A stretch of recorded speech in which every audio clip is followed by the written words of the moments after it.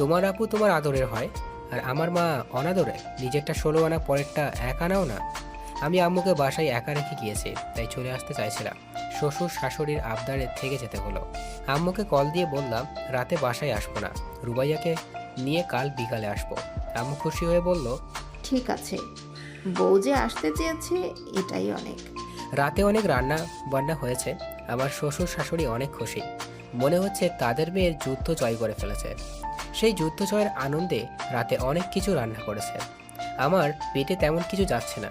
আমার মাকে আমার সাথে রাখতে পারবো না, এই শর্ত দিয়ে আমার স্ত্রী নিতে যেতে হচ্ছে। আমি এমন সন্তান, মাকে অন্যথায় রাখবো, এই কথা কিভাবে বললাম? খুব কষ্ট পাচ্ছে, বাট আমার সন্তানকে ছাড়াও থাকতে আমার কষ্ট হচ্ছে। আমি মনে হয় সাগরের মাঝখানে পড়ে গেছি। কি করব না করব ভেবে পাচ্ছি না। অল্প করে খেয়ে উঠলাম। শাশুড়ি বলল, কি বাবা, তুমি এত অল্প খেলে কেন? রান্না কি ভালো হয়নি? তোমার জন্য স্পেশাল পায়েস তৈরি করেছি। তুমি তো পায়েস পছন্দ করো। তাদের কিভাবে বোঝাবো আমার বুকের ভিতর কতটা উত্তাল ঢেউ তোলপাড় করছে। শাশুড়ির কথা রাখতে 2 চামচ পায়েস মুখে দিলাম। খাবার পর শ্বশুর আমাকে ডেকে বললেন, বাবা দেখো, সংসারে এমন টুকটাক ঝগড়া লেগেই থাকে, তাই বলে স্বামী স্ত্রী আলাদা থাকলে কেমন দেখায়। রোবায়াকে আমি বুঝিয়েছি বাসায় চলে যেতে, সে জিদ ধরে আছে তোমার মায়ের সাথে থাকবে না। আচ্ছা তুমি তোমার মাকে বোঝাতে পারো না সে যেন রোবায়াকে নিজের মেয়ের মতো ভালোবাসে? শাশুড়িরা কেমন যে এমন হয়, ছেলের বউকে মেয়ের মতো ভালোবাসতে পারে না, শত্রু মনে করে। আমি শ্বশুরের কথা শুনছি আর ভাবছি, আপনি তো আপনার নিজের মেয়েকে মানুষ করতেই পারেননি। সে আমার মাকে শত্রুর মতো মনে করে, 2 চোখে দেখতে পারে না। কেমন মেয়ে মানুষ করেছেন শাশুড়িকে বৃদ্ধাশ্রমে রাখতেছে বলে? আমি চুপচাপ শ্বশুরের পরামর্শ শুনলাম, কিছু বললাম না। তারপর উঠে গেলাম ঘুমানোর জন্য। আসলে ঘুম তো আর হবে না। বৃদ্ধা চোখ বন্ধ করে শুয়ে থাকা রুবাইয়াকে আজ অনেকটা খুশি খুশি লাগছে। সিরাতকে আমার বুকের উপর দিয়ে আমার হাত নিয়ে হাতের উপর মাথা দিয়ে আমাকে জড়িয়ে ধরে রুবাইয়া শুইল। বাবু শোনো, আমি একটা প্ল্যান করেছি।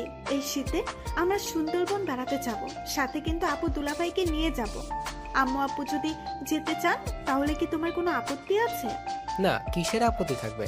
তোমার মা বাবা, তাদের মূল্য আমার কাছে অনেক বেশি। তারা আমার শ্বশুর শাশুড়ি, সঙ্গে যেতে পারে, এতে আমার আপত্তি থাকার কথা নয়। আমার মা হলে না হয় কথা ছিল, সে তো আর যেতে পারতো না। বাবু তুমি এটা কেমন কথা বললে? আমার মা বাবার কথা বলাতে তোমার মাকে নিয়ে তুলনা দিয়ে কথা বললে, এটা তুমি ঠিক করলে না। আর শোনো, তোমার মায়ের সাথে আমার মা বাবা তুলনা করবে না, এটা মাথায় রাখবে। ও সরি, আমি বুঝতে পারিনি। তোমার মা বাবার মূল্য অনেক বেশি, আর আমার মা তো সাধারণ একজন মানুষ। তার সাথে তোমার মা বাবার তুলনা দিয়ে অনেক বড়ই ভুল করে ফেললাম। তুমি কি আমার সাথে ঝগড়া করতে চাও? ঝগড়া করতে যাব কেন? তোমার সাথে ঝগড়া করার কোনো ইচ্ছে আমার নেই। রুবাইয়া উল্টো দিকে শুয়ে বলো। সিরাতকে আমার বুকের উপর থেকে নামিয়ে জড়িয়ে ধরে আছি, আর ভাবছি একটা সন্তানকে মানুষ করতে কতটা কষ্ট হয়। তুমি কেন বুঝতে চাও না রুবাইয়া? তোমার সন্তান যখন বড় হবে, বিয়ে করবে, তার স্ত্রী কোথায় তোমাকে বৃদ্ধাশ্রমে রাখতে চাইবে, তখন কেমন লাগবে? এটা কেন উপলব্ধি করতে পারো না? প্লিজ একবার উপলব্ধি করে দেখো, একটা সন্তান মানুষ করতে কতটা কষ্ট হয় মা বাবার। পরিশেষে বাবা মা সন্তানের বোঝা হয় কি করে? প্লিজ একটু ভাবো। দুনিয়ার সব কিছু ছাড়া যায়, গর্ভধারিণী মাকে ছাড়া যায় না। আর আমার মাকে ছাড়া তো অসম্ভব। সে মানুষটা নিজের জীবনের সকল শখ আহ্লাদ বাদ দিয়ে আমার জীবনটা সুন্দর করে সাজিয়ে দিয়েছেন। সেই মাকে আমি কখনো ছাড়তে পারি না, কখনোই না। আমার চোখের কোণে পানি জমা হয়েছে। হাত দিয়ে পানিগুলো মুছে একটা প্ল্যান করে ফেললাম। প্ল্যানটা কাজে লাগাতে পারি কিনা দেখি। ঘড়ির দিকে তাকিয়ে দেখলাম রাত 3টা। রুবাইয়া ও আমার ছেলে ঘুমাচ্ছে। ছেলের মুখের দিকে তাকিয়ে বললাম, তুই কি বড় হয়ে তোর মাকে ছাড়তে পারবি? তোর মা তোর দাদিকে সহ্য করতে পারে না রে। তোর বউ যদি এমন করে, তুই কি করবি? বল বাবা, তুই আমাকে আমার প্রশ্নের উত্তর দে। ফজরের আজান হচ্ছে, আর কিছুক্ষণ পর ভোরের আলো ফুটবে। আমার চোখটা কিছুক্ষণের জন্য বন্ধ করতে হবে। চোখ বন্ধ করতেই সারা রাত্রে ক্লান্তি আমাকে ঘিরে ধরলো। ঘুমিয়ে গেলাম। বাবু, এই বাবু, তুমি এখনো ঘুমাচ্ছ? এত ঘুম তোমার? ওঠো তাড়াতাড়ি, সকাল 9টা বাজে। ব্রেকফাস্ট রেডি, আপু রওনা দিয়েছে, 11টার মধ্যে এসে পড়বে। ঠিক আছে, তুমি যাও, আমি উঠছি। সিরাত কোথায়? সিরাতকে তার নানা ভাই নিয়ে ঘুরতে গেছে। সিরাতকে আপু বলেছে নানু ভাই ঘুরতে যাবে। সিরাত মাথা নাড়িয়ে সায় দিছে। সে অনেক খুশি তার নানা ভাইয়ের কোলে উঠে। আব্বু সিরাতকে নিয়ে তার এক বন্ধুর বাসায় গেছে সকাল 7টার সময়। কি বলো, সকাল 7টা হয়ে গেছে? সে তো কান্না করবে। আব্বুকে তাড়াতাড়ি বাসায় আসতে বলো। ঠিক আছে, আমি বলছি আব্বুকে তাড়াতাড়ি নিয়ে আসতে। আমি ব্রেকফাস্ট করে আবার এসে শুয়ে পড়লাম। ভাবছি আমি যে প্ল্যান করেছি সেটা কি কাজে দিবে। তবুও দেখি চেষ্টা করে অবাধ্য রুবাইয়াকে বাধ্য করা যায় কিনা। রুবাইয়ার বোন রিমি এসেছে। কিছুক্ষণ দুই বোনে গলা জড়াজড়ি করে শান্ত হলো। রিমি আপু রুবাইয়াকে বলছে, কি রে, শুনলাম নাকি তুই রাগ করে এখানে আসছিস? শাশুড়ির সাথে ঝগড়া করে আসছিস নাকি? আপু তুমি যে কি বলো, আমি কি ঝগড়া করার মানুষ? বাবু তার মাকে ছাড়া কিছুই বোঝে না, আমাকে একটুও ভালোবাসে না। আমিই তার স্ত্রী, এতে তার কোনো যায় আসে না। আমার প্রতি বাবুর কোনো দায়িত্ব কর্তব্য নেই। এই সংসারে আমার কোনো মূল্য নেই। কি করব সেখানে থেকে যেখানে আমার কোনো কথার দাম নেই? কেন, কি বলেছিলি বাবুকে? সে তোর কোন কথা রাখেনি?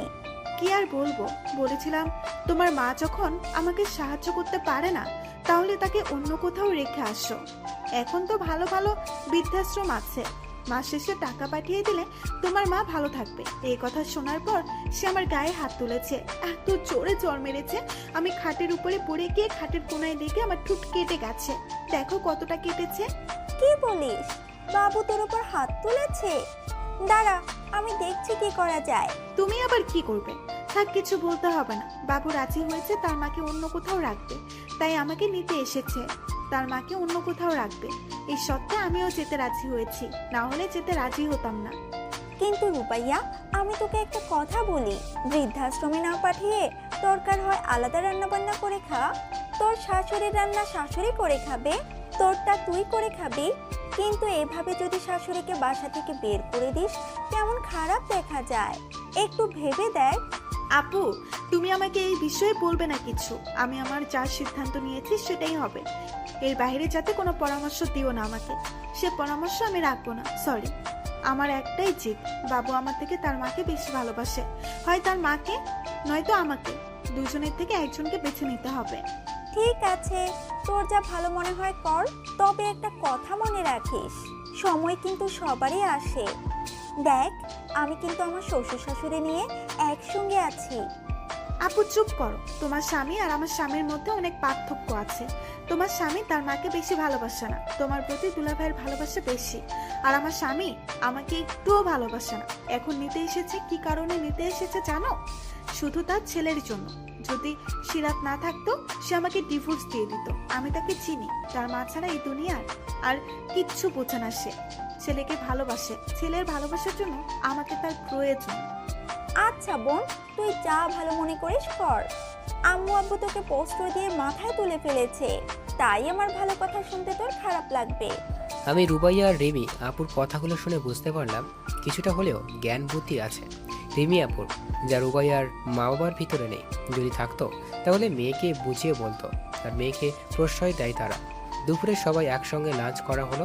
লাঞ্চের পর আমি রুবাইয়াকে বললাম, যাও তাড়াতাড়ি রেডি হয়ে নাও। রুবাইয়া ঘন্টাখানেক পর রেডি হয়ে আসলো। আমরা বিদায় নিয়ে বাসায় রওনা দিলাম। শ্বশুর বাড়ি থেকে আমার বাসা 1.5 ঘন্টার পথ। বাসায় এসে দেখি আম্মু অনেক কিছু রান্না করে রেখে দিয়েছে। রুবাইয়া ফিরবে শুনে আম্মু অনেক খুশি হয়েছে। আসার আগে আম্মুকে ফোন দিয়ে বলেছিলাম আমরা কিছুক্ষণের মধ্যে চলে আসছি। তাই আম্মুর এত কিছু রান্না রুবাইয়াকে দেখে আম্মুর কাছে এসে বলল, বৌমা তুমি যে কেন শুধু শুধু রাগ করে চলে গেলে? দেখো আমি তো তোমাকে কিছুই বলি না, সারাদিন চুপচাপ থাকি, 3 বেলা খাই, নামাজ কালাম পড়ি, মাঝে মাঝে দাদু ভাইকে কোলে নিয়ে সময় পার করি। তুমি কি আমায় চাও না আমি তোমাদের সাথে থাকি? বলো আমি কোথায় যাব? আমার তো কেউ নেই, একটা মাত্র ছেলে আমার। রুবাইয়া আম্মুর কথায় কোনো উত্তর দিল না, হন হন করে রুমে চলে গেল। আম্মুকে বললাম তাকে তার মতো নত হয়ে বলতে হবে না। আম্মু বলল, আমার দাদু ভাইকে এনে দে, আমি কোলে নেব। কয়দিন ধরে দাদু ভাইকে কোলে নেই না। আমি রুমে গিয়ে রুবাইয়ার কাছ থেকে সিরাতকে নিয়ে আম্মুর কোলে দিলাম। সিরাতকে নিয়ে আম্মুর ছাদে চলে গেল। রুমে গিয়ে রুবাইয়াকে বললাম, আমার আম্মু তোমাকে সিরাতকে কত ভালোবাসে, তুমি কেন আম্মুর সাথে এমন করছো? বাবু শোনো, তুমি আমাকে যা বলে নিয়ে আসছো তাই করবে। আমি আর কোনো কথা শুনতে চাই না। তুমি দেখো তোমার মাকে কোথায় রাখবে, জায়গা দেখে 2-1 দিনের মধ্যেই দিয়ে আসো। কথাটা মাথায় ঢুকিয়ে রাখো, না হলে আমি আমার ছেলেকে নিয়ে আবার চলে যাব। কিছু আর বললাম না। রাতে আম্মুর রান্না করা খাবার খেলাম। রুবাইয়া দেখলাম ডিম ভাজি করে ভাত খাচ্ছে। আম্মুর রান্না করা তরকারি সে নিল না। আম্মুর চোখটা ভিজে আসলো রুবাইয়ার এই কাণ্ড দেখে। আম্মুকে বললাম, তুমি তার ব্যবহারে কিছু মনে নিও না। এমন একটা মেয়েকে আমি ভালোবেসেছিলাম যার মধ্যে মানবতাবোধ, শিক্ষার দিকে কিছুই নেই। শিক্ষিত মেয়ে হয়ে কীভাবে পারে কাণ্ডহীনকারী কাজ কারবার করতে? আমি ভুল করেছি এমন মেয়েকে ভালোবেসে বিয়ে করে। সত্যি আমি জানতাম না রুবাইয়া মন মানসিকতা এতটা নীচ। যদি জানতাম কখনো তাকে বিয়ে করতাম না। সে আমার মায়ের সাথে হিংসা করবে, তাকে চক্ষুশূল মনে করবে। এমন মেয়েকে বিয়ে করা অসম্ভব ছিল। যতই ভালোবাসি সেই ভালোবাসা কবর দিয়ে দিতাম। আম্মু আমার মাথায় হাত বুলিয়ে দিয়ে বলল, বাবা চুপ থাক, ভাগ্যে যা আছে তাই তো হবে। তোর ভাগ্যে রুবাইয়া স্ত্রী হিসেবে ছিল, তাই সে তোর স্ত্রী হয়েছে। আল্লাহ তোর সাথে তার বন্ধন মিলিয়েছে। এখন চুপচাপ রুমে গিয়ে ঘুমা। বৌমা যদি শোনে আমাদের কথাবার্তা, আবার অশান্তি শুরু করবে। আমি আম্মুকে বললাম, আম্মু তোমার সাথে আমার কথা আছে। কাল ভোরে তোমাকে নিয়ে বাইরে হাঁটতে যাব, যখন রুবাইয়া ঘুমিয়ে থাকবে। কি কথা বাবা? সেটা কাল সকালে শুনবে। এখন আমি যাই। আম্মুর আমার কপালে চুমু দিয়ে বলল, আল্লাহ আমার ছেলেকে অনেক বছর হায়াত দারাজ করুক। আমিও আম্মু মাথায় হাত বুলিয়ে বললাম, আমার আম্মু অনেক বছর আমার সাথে থাকুক। আমি আল্লাহর কাছে এটাই চাই। রুমে গিয়ে দরজা লক করে দিয়ে খাটে বসলাম। রুবাইয়া মোবাইলে গান শুনছিল। গান অফ করে জানতে চাইলো এতক্ষণ কি করলাম। আম্মুর রুমে ছিলাম তার সাথে কথা বলতে, কিন্তু পারলাম না। দেখি কাল সকালে তাকে বুঝিয়ে বলতে পারি কিনা। এত বুঝিয়ে বলার কি আছে? তোমার আম্মু ছোট মানুষ নাকি? সে কি বোঝে না আমি চাই না সে আমার সাথে থাকুক? এখন বলে দিলেই তো হতো, এত ভনিতা করার কি আছে? রুবাইয়া চুপ করো। তোমার যখন মনে হবে বলার ঠিক সময় তখনই বলবো। তোমার সময় আর এই জন্মে হবে না। হবে, কাল সকালে বলবো। এখন চুপচাপ ঘুমাও। আমি শুয়ে পড়লাম। রুবাইয়া আমার বুকের কাছে মাথা রেখে জড়িয়ে ধরতে চাইলো। আমি হাত সরিয়ে দিলাম। কি হলো, হাত সরিয়ে নিলে কেন? আমাকে আর ভালো লাগে না? একটুও ভালোবাসো না আমাকে? জানি তো সব ভালোবাসা তোমার মায়ের প্রতি। শুধু আমাকে নিয়ে আসলে তোমার ছেলের কারণে, না হলে তোমার মাকে নিয়েই তুমি ভালো থাকতে। উঠে গেলাম রুবাইয়ার পাশ থেকে। ব্যালকনিতে দাঁড়িয়ে একটা সিগারেট ধরিয়ে টানছে। সচরাচর আমি স্মোক করি না। যখন খুব টেনশনে থাকি তখন একটু আধটু সিগারেট টান দিই। রাতের আকাশে খুব ক্ষুব্ধ কয়েকটি তারা দেখা যাচ্ছে। দূরের আকাশে আকাশপানে তাকিয়ে চোখ পেয়ে গড়িয়ে পড়ছে কষ্টের বৃষ্টি। একজন স্ত্রী দিতে পারে স্বামীকে অনাবিল সুখ, আবার একজন স্ত্রী দিতে পারে স্বামীর জীবনটাকে নরক বানিয়ে দিতে। জীবনের কঠিন জায়গায় এসে দাঁড়িয়ে আছে আমি। বাট আমার কাছে সব কিছুর ঊর্ধ্বে আমার মা। যা কিছুই হোক, আমার মাকে আমি কখনো কষ্ট দিব না। আর মনে সিগারেট টানতে টানতে কখন যেন সিগারেটের আগুন খসে হাতে পুড়ে গেল, খেয়ালই করলাম না। তৎক্ষণাৎ জ্বালা শুরু করলো হাতের উপর। ইচ্ছা করে রুমে এসে ফ্রিজে খুলে বরফ বের করে পোড়া জায়গার উপর দিতে পারতাম, কিন্তু সেই ইচ্ছে করতেছে না।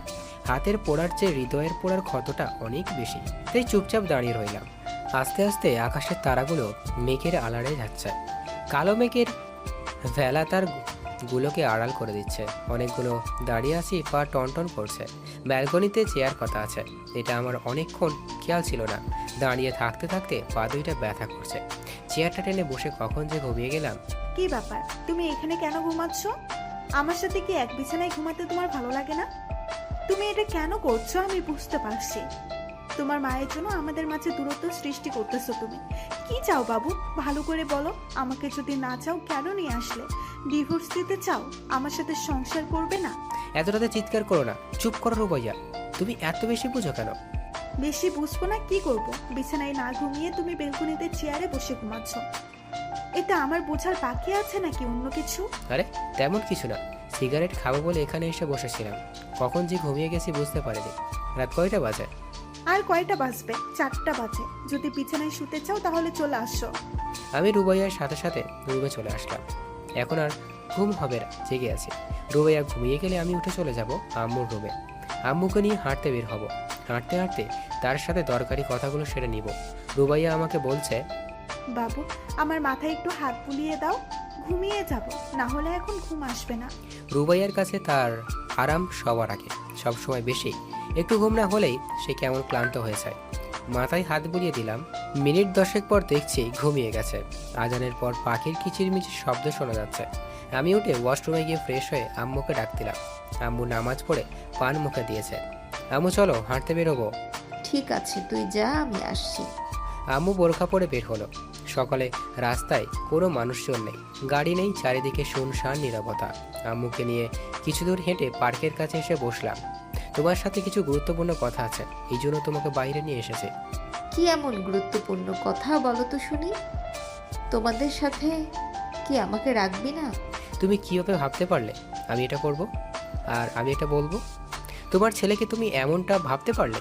আসলে বাবা, আমি চাই তোর সংসার টিকে থাকুক। আমার দাদু ভাইকে এতিম করতে চাই না, মা হারা করতে চাই না। বাবা মা ছাড়া সন্তানের খুব কষ্ট হয়। তোকে আমি খুব কষ্ট করে বড় করেছি। তোর বাবা বেঁচে থাকলে এতটা কষ্ট আমার করতে হতো না। এখন যদি তোদের ছাড়াছাড়ি হয়ে যায় আমার কারণে, আমার দাদু ভাই সিরাত কিন্তু বাবার আদর থেকে বঞ্চিত হবে। আইনগতভাবে সিরাত তার মার কাছে থাকবে। আবার 2 দিন পর তার মায়ের অন্যখানে বিয়ে হলে তুই যদি নিয়ে আসিস, তখন মায়ের আদর থেকে বঞ্চিত হবে। এরকম কিছুই ভাবছি না। আমি তোমাকে অন্য কোথাও রাখা, সেটা তো আর অসম্ভব না আমার জীবন থাকতে। আমি অন্য কিছু একটা ভাবতেছি, সেই বিষয়ে তোমার সাথে কথা বলতে চাই। ঠিক আছে, কি বিষয়ে কথা বলতে চাস বল। প্রায় ঘন্টাখানেক আম্মুর সাথে কথা বললাম। এখন সকাল 7টা, বাসায় চলে আসছি। রুবাইয়া ঘুম থেকে উঠেছে। সিরাতের কান্নার শব্দ শুনে বললাম, কি হয়েছে, সে কাঁদছে কেন? কাঁদবে না, সে কখন থেকে ঘুম থেকে উঠেছে, উঠে বাবা বাবা বলে কান্না করছে। তুমি তো সে কখন গিয়েছো, কি এত কথা বললে এতক্ষণ লাগে? আম্মুকে সবকিছু বুঝিয়ে বললাম, তাই দেরি হয়েছে। আম্মু কি রাজি হয়েছে এবার বাসা ছেড়ে যেতে? হ্যাঁ হয়েছে, সে তো আমার কথা ভেবে আমার ভালোর জন্যই অবশ্যই রাজি হবে। কি সিদ্ধান্ত নিলে? আম্মু কোথায় যাবে, কোথায় রেখে আসবে? দেখি কোথায় রাখা যায়। শোনো, আমি বলি কি, আম্মুর তো বোন আছে, তাদের কাছে রাখবে নাকি বৃদ্ধাশ্রমে রাখবে? বললাম তো, যেখানে ভালো হয় সেখানেই রাখবো।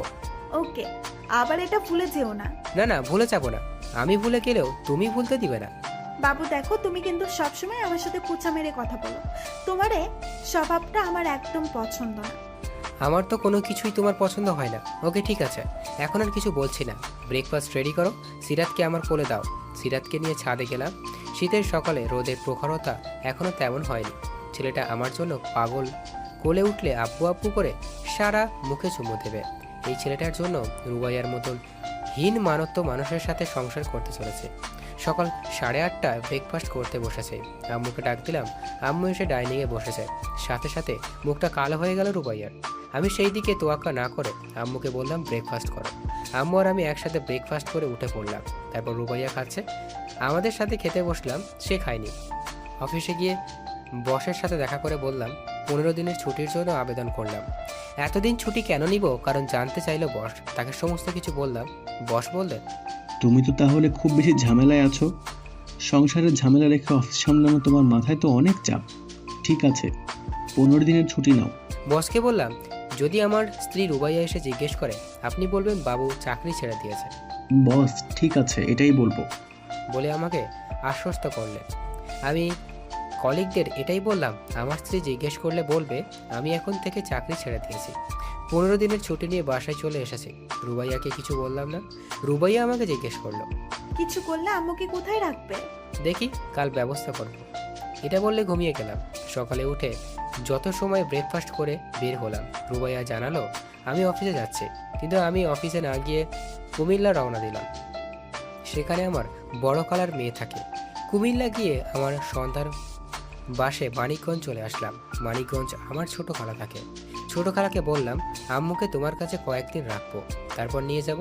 ছোট খালা বললেন, ঠিক আছে, তোর মা অনেক দিন ধরে আসে না আমাদের বাসায়, তোর মাকে নিয়ে আসবি। এটা আবার জিজ্ঞেস করতে হয় আমাকে? তুই সঙ্গে করে নিয়ে আসতি। রাতে খালার বাসায় থাকলাম। রুবাইয়া আমাকে কল দিয়ে তাকে বললাম অফিসের কাজে এক জায়গায় এসেছি, কাল সকালে আসবো। সকাল হতেই বাসায় চলে আসলাম। তারপর রুবাইয়া আবার জিজ্ঞেস করছে, আম্মুকে কবে রেখে আসবো? বললাম দেখি কি করি। আমার কথায় রুবাইয়া রেখে গেল। অফিসের কাছে ঘোরাফেরা করছো, আর আমি কি বলেছি সেটা তোমার খেয়াল নেই? তোমার মাকে তুমি তোমার সাথে রাখবে, তাই না? অন্য কোথাও রাখবে না। এটা ক্লিয়ার করে বলে দাও, আমি নিজেই চলে যাই। তোমার চলে যেতে হবে না, আমি আম্মুকে বিকালে দিয়ে আসবো। রুবাইয়া আর কিছু বলল না। আম্মু তার সব কিছু রেডি করে রাখছে। আমি বিকালে আম্মুকে নিয়ে বের হলাম। মানিকগঞ্জ খালার বাসায় রেখে আবার চলে আসলাম ঢাকায়। মনটা ভীষণ খারাপ, কিছু লাগছে না ভালো। রাতে অনেকক্ষণ কান্না করলাম ছাদে। আমাকে রুমে না পেয়ে রুবাইয়া ছাদে গেল। সে যেয়ে দেখে আমি কান্না করছি। খুব ভালোবাসো মাকে, তাই না? মা বাসা থেকে যেতে না যেতেই শুরু হয়ে গেল তোমার ঢং। আমি যদি চলে যাই তোমার জন্য তোমার চোখের এক ফোঁটা পানি বের হবে না। 7 দিন ছিলাম না, কখনো কি কেঁদেছো আমার জন্য? শুধু নিজের ছেলের জন্য আমাকে নিয়ে আসছো, না হলে কখনোই আমাকে নিয়ে আসতে না। তোমার মা ছোট মানুষ না যে তার জন্য কান্না করতে হবে তোমার। সে ভালোই থাকবে সবার সাথে, তুমিও ভালো থাকার চেষ্টা করো। স্ত্রীর সন্তান নিয়ে মানুষের মা বাবা চিরদিন বেঁচে থাকে না। তোমার মা যদি মরে যেত তাহলে কি তুমি থাকতে না? আর সহ্য হলো না, সাথে সাথে রুবাইয়া ঘাড়ে চেপে ধরলাম। একদম চুপ, আর একটা কথা বলবি না। তোর মতো মেয়ের জন্য আমার মাকে আমি পর করে দিয়েছি, শুধু তোর জন্য। এখন আমি কাঁদতেও পারবো না। কাঁদলেও তোর হিংসে হয়। তোকে না মেরে ফেলা দরকার। না না, তোকে মারবো না, তোর শাস্তি হবে। তোকে আল্লাহর শাস্তি দিবে। কয়েকটা চড় থাপ্পড় লাগিয়ে দিলাম নাকে মুখে। সে আমার এত রাগ দেখে থেমে গেল। আমার এমন ভয়ঙ্কর রূপে রুবাইয়া কখনো দেখেনি। তাকে ছাদে রেখে আমি রুমে চলে আসলাম। শুয়ে পড়লাম বিছানায়। আমার ছেলেকে জড়িয়ে ধরে রুবাইয়া কখন এসেছে সেটা আমি দেখিনি, ঘুমিয়ে পড়লাম। সকালে উঠে অফিসের কাজে কথা বলে বের হলাম। তার আগে রাতের জন্য সরি বললাম রুবাইয়ার কাছে। বললাম, মাকে দিয়ে এসেছি, এখন তো আর তোমার প্রবলেম নেই। আমার মাথাটা গরম হয়ে গিয়েছিল, তাই তোমার শরীরে হাত তুলে ফেলেছি। আর কখনো এমন হবে না। এখন আমাদের সংসার খুব সুখের হবে। তুমি তো আর রাগ করবে না, তাই না?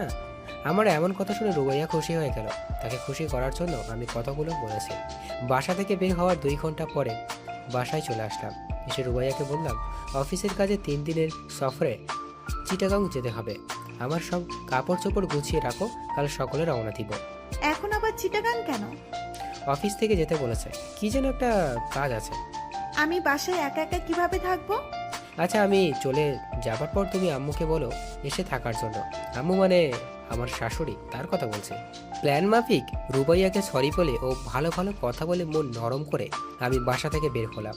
রুবাইয়ার কাছে সরি বলতে এবং আমার ভালো ব্যবহার দেখে সে তো অনেক খুশি। ভাবছি আমার আম্মুকে অন্যখানে রেখে এসে আমি সব কিছু ভুলে গেছি। এখন আমি সুখের সংসার করব। আমি কাল সকালে অফিসের কাজে চিটাগাং যাব। এটা শুনে আমার জামা কাপড় সব কিছু গুছিয়ে ব্যাগ রেডি করে দিয়েছে রুবাইয়া। আমি বিকালে বাসায় ফিরে দেখি রুবাইয়া তার মায়ের সাথে ফোনে কথা বলছে। আমার শাশুড়ি রাতে চলে আসবে। ফোনে কথা বলে রুবাইয়া আমাকে জানালো। আমি বললাম, ঠিক আছে, রাতেই না হয় আম্মু আসুক। এই শোনো, পাশের ফ্ল্যাটের ভাবি একটু যেতে বলেছে। সবাই মিলে কিচেনে একটা অনুষ্ঠান করবে। এটার জন্য বিকেলে সবার সাথে কথা বলবে। তুমি না আসলে সিরাতকে সঙ্গে নিয়ে যেতে হতো। তাই চিন্তা করছিলাম যে সে কান্নাকাটি করবে, সবাই একসঙ্গে বসবে, তার জন্য কথা বলার প্রবলেম হতে পারে। তুমি যখন এসেছো ভালো হয়েছে। তোমার কাছে সিরাতকে রেখে আমি ভাবির ফ্ল্যাটে যাই, কি বলো? মনে মনে বললাম, যাও, আমি তো এটাই চাই। সেটা সকালে করতে হতো না, এখনই করে ফেলতে পারবো। এটাই মোক্ষম সময়। রুবাইয়া যাবার 5 মিনিট পর আমি শাকিল ভাইয়ার ফ্ল্যাটের সামনে থেকে ঘুরে আসলাম। দেখলাম মহিলারা বসে আলোচনা করছে, তাই সাথে সাথে ক্ষণবিলম্ব না করে ব্যাগ হাতে নিয়ে বের হয়ে গেলাম ফ্ল্যাট থেকে। দারোয়ান আমাকে বললেন, ভাইয়া কোথায় যাচ্ছেন? বাচ্চাকে নিয়ে বেড়াতে যাচ্ছেন নাকি একা? কেন ভাবি যাচ্ছে না? দারোয়ানকে বললাম, আমি তোমার ভাবির বাসায় যাচ্ছি। সিরাতকে নিয়ে তোমার ভাবি শাকিল ভাইয়ের ফ্ল্যাটে কি যেন একটা বিষয় নিয়ে মিটিং করছে মহিলারা সবাই। মিটিং শেষ হলে সে চলে আসবে তার বাসায়। দারোয়ান আর কিছু বললেন না। আমি গেট থেকে বের হয়ে সামনে গেলাম। সাথে সাথে সিএনজি পেয়ে গেলাম। সিএনজি ড্রাইভারকে বললাম সায়দাবাদ বাস স্টেশনে নিয়ে যেতে। সিরাত আমার কোলে বসে আব্বু আব্বু করছে, আমার মুখে হাত বোলাচ্ছে। সে অনেক খুশি। আমি তাকে বললাম, তোমাকে নিয়ে বেড়াতে যাচ্ছে, তুমি তোমার আম্মুর জন্য কান্নাকাটি করবে না, আমি তোমাকে অনেক আদর করব। সিরাত আমার কথা শুনে হেসে ফেলল। আমার ছেলে আমাকে অনেক ভালোবাসে, বিশ্বাস আছে তাকে আমি রাখতে পারবো রুবাইয়াকে ছাড়া। হয়তো একটু কান্নাকাটি করবে, সেটা ম্যানেজ করে নিতে পারবো, এতটা প্রবলেম হবে না। সায়দাবাদ বাস স্টেশন থেকে ময়মনসিংহের বাস উঠলাম। আমার বন্ধু ময়মনসিংহে চাকরি করে, আমি তার বাসায় যাচ্ছি। আজিমের বাসায় আমার কথা হয়েছে। আমার ছেলের বয়স 14 মাস। আমার বন্ধু আজিমের ছেলের বয়স 18 মাস। সেই হিসাবে ভেবে নিয়েছি তাদের খাবার দাবার প্রায় একই রকমই হবে, তাই আজিম ভাইয়ের বউ সিরাতের খেয়াল রাখতে পারবে। আর আমি তো আছি। আমি যখন ময়মনসিংহের বাসে উঠছি তখন রুবাইয়া কল দিয়েছে। আমি কল কেটে দিচ্ছি। এতক্ষণে বাস ময়মনসিংহের উদ্দেশ্যে রওনা দিয়েছে। রুবাইয়া বারবার আমাকে কল দিচ্ছে, আমি রিসিভ করলাম। রুবাইয়া কান্না জড়িত কণ্ঠে বলছে, বাবু তুমি কোথায়? তুমি কি সিরাতকে নিয়ে বাইরে গেছো? কিন্তু তোমার ব্যাগও তো দেখতে পাচ্ছি না। কোথায় গিয়েছো তুমি আমার ছেলেকে নিয়ে? আমি সিরাতকে নিয়ে চলে আসছি। তুমি সিরাতকে নিয়ে চলে যাচ্ছ মানে? কোথায় যাচ্ছ? কোথায় যাচ্ছি সেটা তাকে বলবো না, শুধু জেনে রাখো আমার আম্মুর বুক থেকে তুমি আমাকে আলাদা করেছো, তোমার বুক থেকে তোমার ছেলেও আলাদা হলো। এখন বুঝবে সন্তানকে দূরে সরানোর কষ্ট কেমন কেমন লাগে তোমার। তোমার সাথে আমার ছেলে তুলনা দিও না। তুমি বড় হয়ে গেছো, বিয়ে করেছো, এখন তোমার নিজের সংসার আছে। আর আমার ছেলের বয়স মাত্র 14 মাস, দুধের একটা বাচ্চা। সে কিভাবে আমাকে ছাড়া থাকবে? প্লিজ তুমি তাড়াতাড়ি নিয়ে বাসায় চলে আসো। আমার বাচ্চাকে তুমি কষ্ট দিও না। বাচ্চা তোমার একার নয়, আমারও। আর আমার ছেলে আমার কাছে কখনো কষ্টে থাকবে না, তোমার চেয়ে বেশি আদরে রাখবো। সে তোমার চিন্তা করতে হবে না। আর কি বললে? আমি বড়, বিয়ে করেছি, এখন আমার সংসার হয়েছে, তাই বলে কি আমার মাকে ছেড়ে দিব? সন্তান বড় হয়ে গেলে মা কি পর হয়ে যায়? আমার মা আমাকে কতটা কষ্টে বড় করেছে সেটা তুমি হয়তো জানো। আমার মা চাইলেই অন্য কোথাও বিয়ে করে সংসার করতে পারতো, তার আমার মতো আরও 2-4টা ছেলে মেয়ে হতো। তখন আমি না থাকলেও সে ছেলে মেয়েগুলোকে আদর যত্নে রাখতো। সে শুধু আমার মুখের দিকে তাকিয়ে আমার ভবিষ্যতের কথা ভেবে সংসার করেনি, আমাকে মানুষ করেছে, মানুষের বাসায় কাজ করে লেখাপড়া করিয়েছে, কখনো নিজে না খেয়ে আমাকে খাইয়েছে। আমি জানি কতটা কষ্ট হয়েছে আমার মায়ের। সেই দিক দিয়ে বিবেচনা করলে তুমি কি কষ্ট করেছো? শুধু 10 মাস পেটে ধরেছ। তোমার আর কোনো কষ্ট একা করতে হয়নি। তুমি যতটা রাত জেগেছো সিরাতের জন্য, আমি ততটা রাত জেগেছি। তুমি সিরাতকে একা লালন পালন করো নাই। আমার মা আমাকে একলাই মানুষ করেছে, কেউ ছিল না তাকে সাহায্য করার। আমার মায়ের সাথে তোমার এত কিসের হিংসা? সে তোমাকে কিছু বলে না, তোমার ধারে কাছে আসে না, শুধু 3 বেলা খাবে আর শুয়ে বসে ইবাদত করবে। এটাও তোমার সহ্য হয় না? রুবাইয়া বলতে পারবে আমার মা তোমার কি করেছে, কি অন্যায় করেছে তোমার সাথে? তো বন্ধুরা, এতক্ষণ ধরে গল্পটি শুনেছো। গল্পটি তোমাদের কাছে কেমন লাগছে? যদি গল্পটি ভালো লেগে থাকে এবং এ ধরনের গল্প আরও শুনতে পছন্দ করো, তাহলে এক্ষুনি নিচে থাকা সাবস্ক্রাইব বাটনটি টিপে আমাদের পরিবারের একজন সদস্য হয়ে যাও এবং গল্পটি কন্টিনিউ করো। আর হ্যাঁ, একটি সুন্দর কমেন্ট করতে কিন্তু ভুলবে না। তোমার মা তোমার কাছে বেশি? আমাকে তুমি ভালোবাসো না, তাহলে আমাকে বিয়ে করলে কেন? তোমার মায়ের জন্য তুমি আমাকে ছেড়ে দিতে পারো, এটাই আমার জিদ। কেন তুমি আমার স্বামী হয়ে আমাকে ভালোবাসো না? কেন তোমার মনে আমি নেই? কেন মন থেকে আমাকে ভালোবাসো না?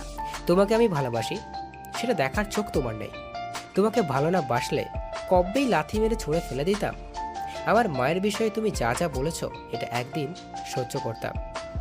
তোমার মুখ থাপ্পড় দিয়ে বাঁকা করে দেওয়া উচিত ছিল, কিন্তু সেটা আমি করিনি। তোমার প্রতি আমার ভালোবাসা মায়া মহব্বত আছে বলেই আমি আমার পরিবারের সবাইকে ভালোবাসি। আমি আমার মাকে যেমন ভালোবাসি, তোমাকেও ভালোবাসি, আমার সন্তানকেও ভালোবাসি। এটা বলে এটা না তোমার জন্য আমার মাকে ত্যাগ করে ফেলবো। আমার মা যদি বলতো তোমাকে ছেড়ে দিতে, আমি তাও দিতাম। তাকে বুঝতাম যে আমি আমার স্ত্রীকে ভালোবাসি, তাকে ছাড়া সম্ভব নয়। আমার তোমাদের প্রত্যেক প্রতি ভালোবাসা আছে, সেটা আলাদা আলাদাভাবে। তুমি সেটা বুঝতে চেষ্টা করো না। আর কি বললো? সিরাত দুধের শিশু, মায়ের কাছে সবসময় সন্তান ছোটই থাকে।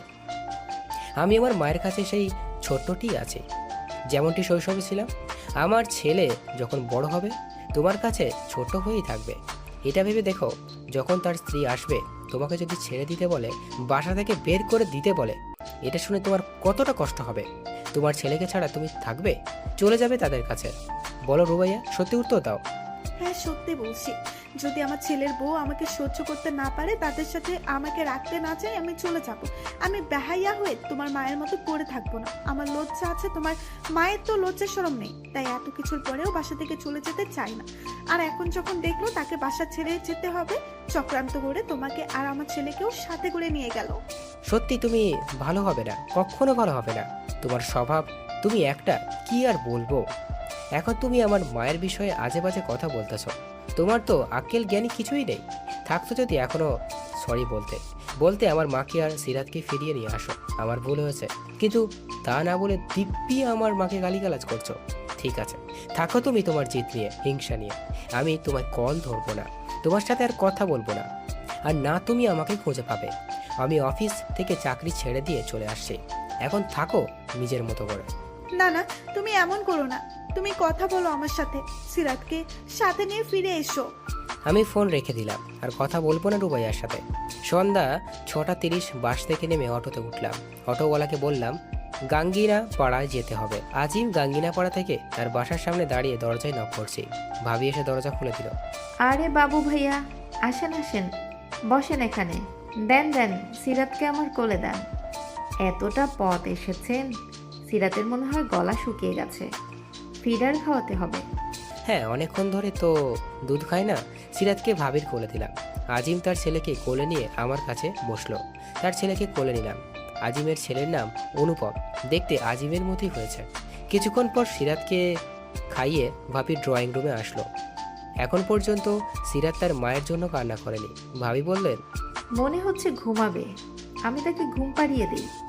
আর আপনার ভাই আমাকে সব কিছু বলেছে, আপনার যতদিন ইচ্ছা আমাদের বাসায় থাকেন, আমি সিরাতকে দেখব। অসংখ্য ধন্যবাদ ভাবি, আপনি অনেক উপকার করলেন। কি বলেন ভাইয়া, এতে ধন্যবাদ দেওয়ার কি আছে? এটা আমি আমার কর্তব্য মনে করে করেছি।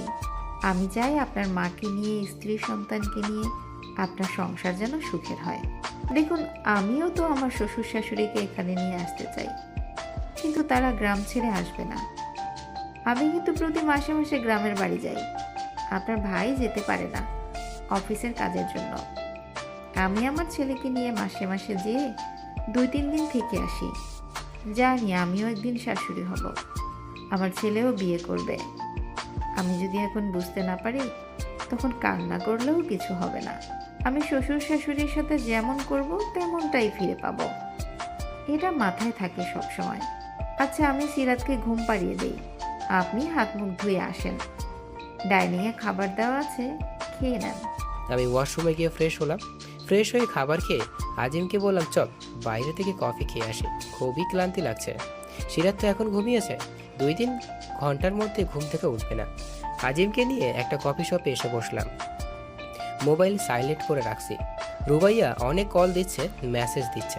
মেসেজগুলো পড়লাম। সে বারবার বলছে আমার ছেলেকে নিয়ে আসো, না হলে আমি মরে যাব, বাঁচবো না। রুবাইয়ার বাবা কল দিচ্ছে, আমি কল রিসিভ করলাম। হ্যালো, আসসালামু আলাইকুম আব্বা, বলেন কি বলবেন। তুমি কি পাগলামি করতেছো? বাচ্চাকে নিয়ে কোথায় চলে গেছো? তুমি তাড়াতাড়ি বাসায় ফিরে আসো। দুঃখিত, আমি আপনার কথা রাখতে পারলাম না। আমি আর বাসায় চলে যাব না। আমার মা আমার সাথে থাকতে পারেনি, আপনার মেয়েও তার ছেলেকে নিয়ে থাকতে পারবে না। আমি যা সিদ্ধান্ত নিয়েছি তাই অটল থাকবে। তোমার মায়ের সাথে ছোট্ট বাচ্চার কি সম্পর্ক? তাকে কেন কষ্ট দিবে?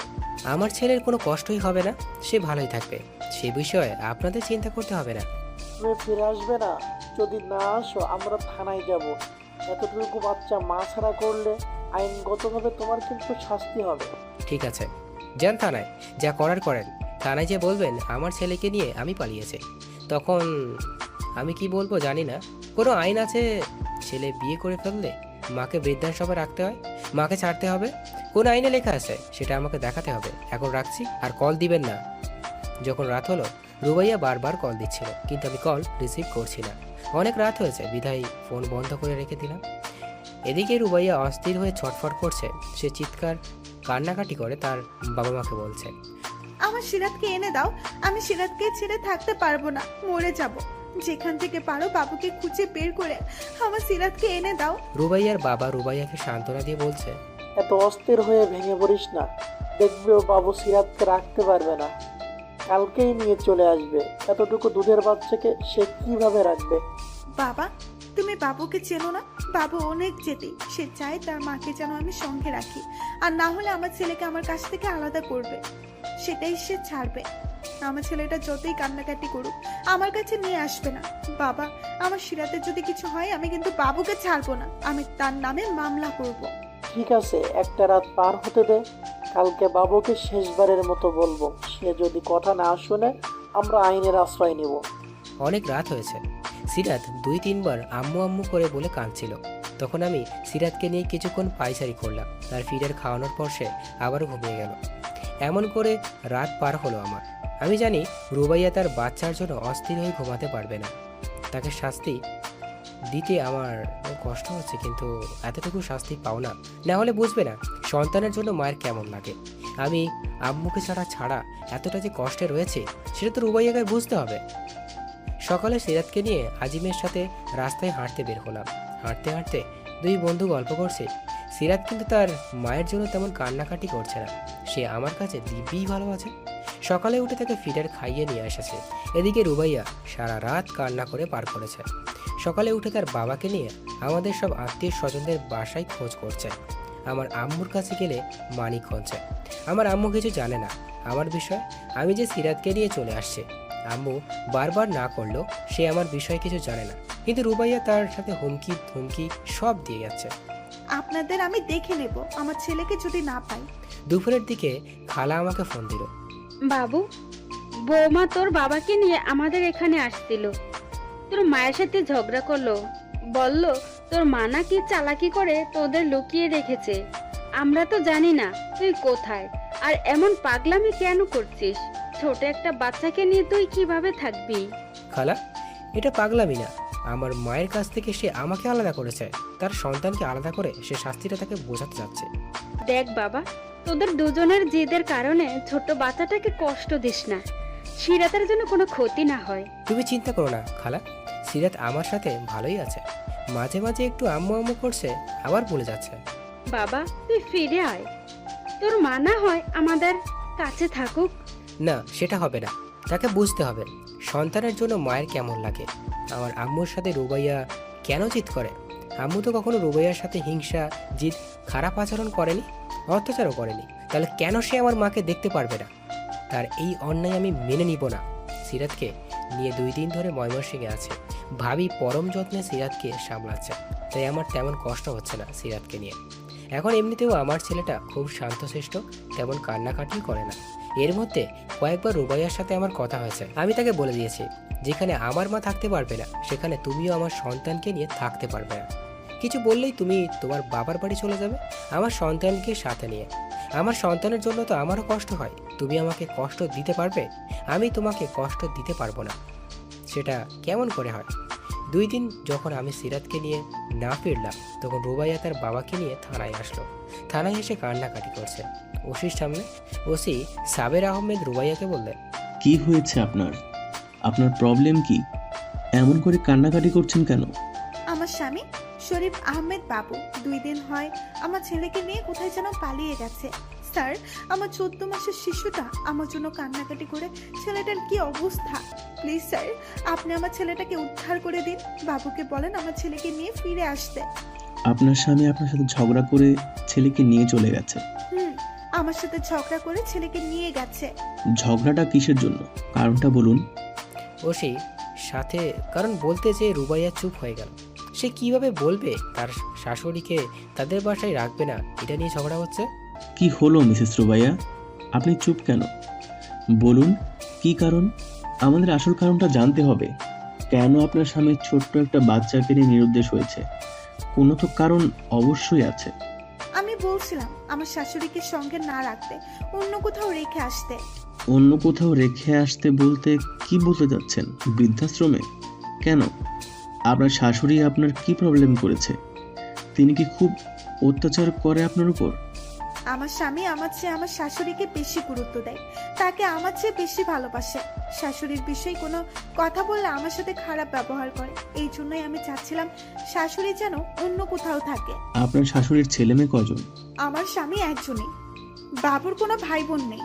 কি বলেন মিসেস রুবাইয়া, আপনি কিভাবে বলতে পারেন আপনার শাশুড়ির নিজ বাসায় না রাখতে? আপনার স্বামী তার একমাত্র ছেলে, আর আপনার শাশুড়ির আপনার উপর নির্যাতন করে না, অত্যাচার করে না, তাহলে কেন আপনি তাকে সহ্য করতে পারবেন না? ছেলে তার মাকে ভালোবাসতে পারে, আপনি তার স্ত্রী, আপনার প্রতি তার একরকম ভালোবাসা থাকবে, মায়ের প্রতি তার অন্যরকম ভালোবাসা থাকবে। ভালোবাসা আলাদা আলাদাভাবে ভাগ করা থাকে, সেটা আপনি বুঝতে পারেন না কেন? আপনি তো আর অশিক্ষিত মূর্খ নন। রুবাইয়া চুপ করে আছে। ওসি সাবের আহমেদের কথা শুনে সাবের আহমেদ আগে থেকে এই ঘটনাটা জানে। আমি যেদিন কুমিল্লা গিয়েছিলাম বড় খালার মেয়ের বাসায়, বড় খালার মেয়ের জামাই পুলিশের এসপি, তার মাধ্যমে রুবাইয়া থানায় কল করে ওসির সাথে কথা বলল না হয়।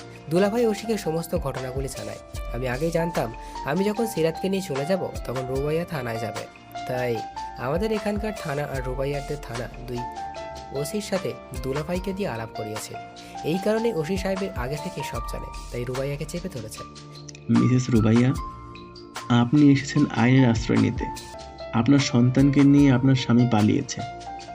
যখন আদালতে আপনার স্বামী বলবে তার মাকে আপনি বৃদ্ধাশ্রমে দিতে বলেন, আপনার সাথে রাখতে চান না, তখন আপনি কি জবাব দিবেন? আপনার শাশুড়ি তো আপনার উপর নির্যাতন করেননি, অত্যাচার করেননি আপনার সাথে, শুধু জেদের বশবর্তী হয়ে আপনি এমনটা করছেন। যেখানেই যাবেন লোকে আপনাকে ছিছি করবে, তাই মন থেকে হিংসা বিদ্বেষ বাদ দিয়ে শাশুড়িকে নিয়ে একসঙ্গে সংসার করেন। আপনার স্বামী তো ভালো, আপনার সাথে কোনো খারাপ ব্যবহার করে না। শাশুড়িকে মা ভাবুন, তাহলে সংসারে শান্তি ফিরে আসবে। আর আমি আপনার স্বামীর সাথে কথা বলি, দেখি সে কি বলে। ওসি আমাকে কল দিল রুবাইয়া ও তার বাবার সামনে। আমি ওসিকে বললাম, সে যদি আমার মায়ের সাথে খারাপ ব্যবহার না করে, আমাকে মাকে নিয়ে একসাথে সংসার করে, তাহলে আমি সিরাতকে নিয়ে ফিরে আসবো, না হলে জীবনেও ফিরে আসবো না। কখনো সে তার সন্তানকে ফিরে পাবে না, যতই আইন আদালত করুক না কেন।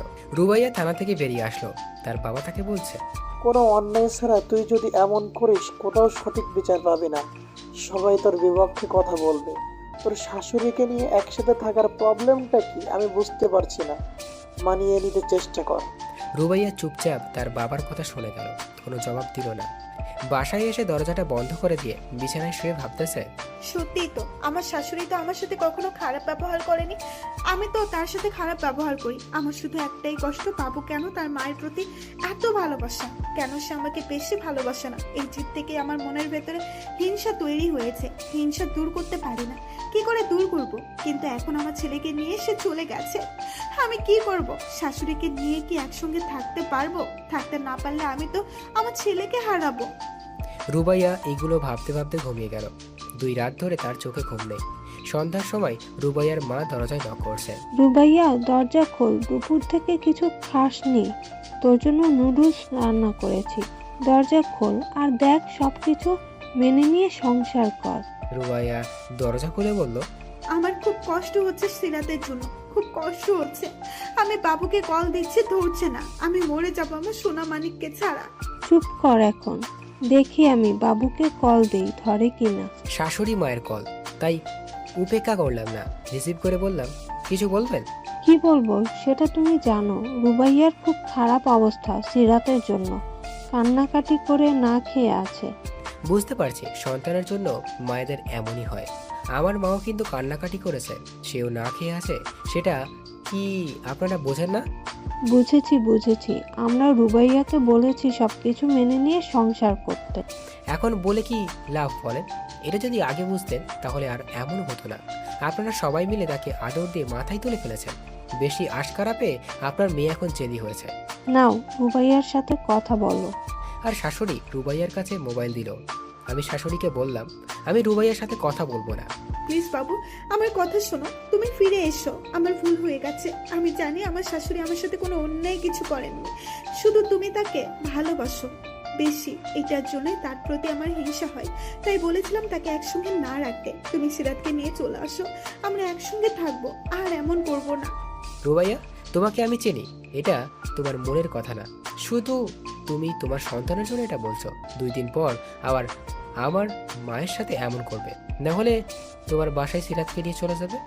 আমি আর এমন করব না। আমি বুঝতে পেরেছি সন্তানের জন্য মায়ের কেমন লাগে।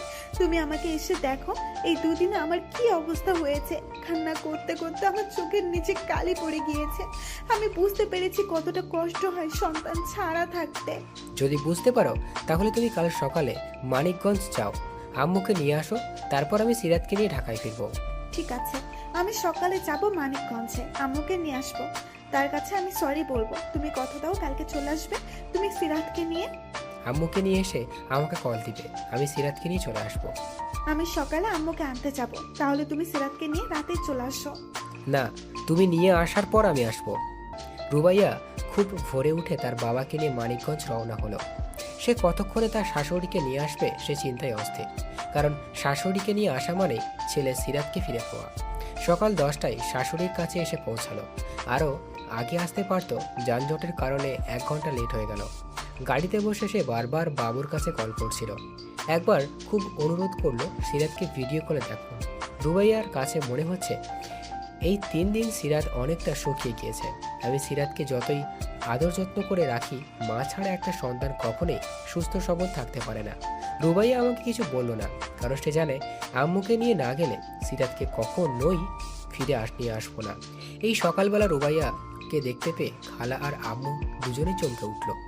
ভাবছি আবার কি জানি না কি বলতে এসেছে মেয়েটা, কিন্তু তাদের ভাবনা ধূলিসাৎ করে দিয়ে রুবাইয়া আম্মুর হাত ধরে কেঁদে ফেললো। আমাকে ক্ষমা করে দেন, আমি খুব বড় ভুল করে ফেলেছি। জানি না কেন এতটা হিংসাত্মক আচরণ করলাম আপনার সাথে। আমার খুব বড় অন্যায় হয়েছে, আমি ক্ষমা প্রার্থী। আপনি এখনই আমার সাথে বাসায় চলেন।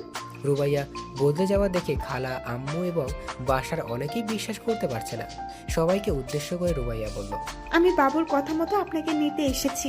আপনাকে নিয়ে গেলেই বাবু আমার ছেলেকে নিয়ে ফিরে আসবে, না হলে ফিরে আসবে না। রুবাইয়ার এই কথা শুনে খালা বলে উঠল, ও তাহলে এই কারণ? তুমি নিজ ইচ্ছায় তোমার শাশুড়িকে নিতে আসোনি, তুমি তোমার ভুল বুঝতে পারোনি। এখন আপনাকে নিয়ে যাবে, 2 দিন পরে আবার বলবে তাকে তাড়িয়ে দিতে। না খালাম্মা, এটা কখনো আর করব না। আমি আমার নিজের ভুল বুঝতে পেরেছি। আগে বুঝতে পারিনি সন্তানের জন্য মায়ের কেমন কষ্ট হয়। এই 3 দিনে উপলব্ধি করতে পেরেছি এই কষ্টটা। তাই আমি আর আম্মুকে কখনো তার ছেলেকে ছেড়ে আসতে বলবো না। খালা আমাকে ফোন দিল, জানতে চাইলো আম্মুকে রুবাইয়ার সাথে পাঠাবে কি পাঠাবে না। আমি খালাকে বলে দিলাম আম্মুকে তার সাথে পাঠিয়ে দাও। শুধু আম্মু নয়, খালা ও রুবাইয়ার সাথে ঢাকা আসলো। আমি আজিমের কাছ থেকে ও ভাবির কাছ থেকে বিদায় নিয়ে বাসায় উঠলাম। দুপুর 2:30 বাস থেকে নেমে বাসার উদ্দেশ্যে রওনা দিয়েছে। রুবাইয়া কল করে জিজ্ঞেস করতেছে এত দেরি কেন, আমি কেন এখনো আসতেছি না। বললাম এই তো। আমি বাসার সামনে এসে দৌড়ে গেটের কাছে আসলো। সিরাতকে বুকে জড়িয়ে ধরে অসংখ্য চুমু দিচ্ছে সারা শরীরে। আমি চলে আসলাম ফ্ল্যাটে। আম্মু আমাকে দেখে জড়িয়ে ধরে কান্না করছে। আমার কলিজার টুকরা, তুই আমার জন্য এত কিছু করতে গেলি কেন? এত কিছু করার দরকার কি ছিল? আমি না হয় থাকতাম তোর খালার কাছে। তুমি এখন আমাকে ভালোবাসো না, তোমার কাছে আমি বড় হয়ে গেছি, তাই আমাকে ছাড়া থাকতে পারবে, কিন্তু আমি তো তোমাকে ছাড়া থাকতে পারবো না। কি বলিস? তোকে আমি ভালোবাসি না? তুই তো আমার কলিজার টুকরা একটা মাত্র সন্তান। তোকে না ভালোবাসলে কাকে ভালোবাসবো? আমি চাই তোর সন্তানকে নিয়ে তুই সুখে থাক। শুধু সন্তানকে নিয়ে নয়, সুখে থাকতে হলে তোমাকে প্রয়োজন আছে। আমি চাই আমার মা, সন্তান, স্ত্রী সবাইকে নিয়ে ভালো থাকতে। রুবাইয়া যদি তার ভুল বুঝতে পারে তাহলে দ্বিতীয়বার সে আর এমন করবে না। যদি দ্বিতীয়বার এমন করে, সত্যি সত্যি আমি তাকে ডিভোর্স দিয়ে দিব। খালা বললেন, বাদ দে বাবা, এইগুলো বলে না। বৌমা হয়তো এখন বুঝতে পেরেছে। রুবাইয়া সিরাতকে খাওয়াচ্ছে। তার মাকে পেয়ে সিরাত খুব উৎফুল্ল। যতই হোক, মায়ের মতো আপন কেউ হতে পারে না। আমি যতই আদর করি, সে তার মায়ের অভাব ঠিকই বোধ করছে। আবার সব কিছু ঠিক হয়ে গেল। রুবাইয়া সত্যি আমাকে এবং আমার মাকে মেনে নিতে পেরেছে। এখন আর কোনো প্রবলেম নেই সংসারে। আমি তাকে বুঝতে পেরেছি, আমিও তাকে অনেক ভালোবাসি। আগে হয়তো রুবাইয়া মা বাবা তাকে কুবুদ্ধি দিত, কিন্তু এখন তারা আর কোনো ঝামেলা করে না। আমার চাকরি প্রমোশন হয়েছে, বদলি হয়েছে রাজশাহীতে, এবং রুবাইয়া আবার সন্তানের মা হতে চলেছে। আজকে তার ডাক্তারের কাছে নিয়ে যাব। সে আল্ট্রাসোনোগ্রাফি করে দেখতে চাই ছেলে হবে নাকি মেয়ে হবে। আমরা দুজনে চাচ্ছি একটা মেয়ে হোক। একজন ছেলে একজন মেয়ে নিয়ে সুখের সংসার হবে আমাদের। অফিস থেকে ফিরে সবাই মিলে একসঙ্গে বিকালে নাস্তা করলাম। সিরাতের এখন 5 বছর। সিরাতকে স্কুলে ভর্তি করানো হয়েছে। বাসার কাছে ক্লিনিক আছে, সেখানে গেলাম রুবাইয়াকে নিয়ে। মহিলা ডক্টর খুব ভালো, অমায়ক। প্রেগনেন্ট অবস্থায় স্ত্রীকে কীভাবে যত্ন নিতে হয় সেগুলো বিষয়ে আমাকে বোঝাচ্ছে। আমি ডাক্তারকে বললাম এটা আমাদের দ্বিতীয় সন্তান। আমি জানি স্ত্রীকে প্রেগনেন্ট অবস্থায় কীভাবে খেয়াল রাখতে হয়।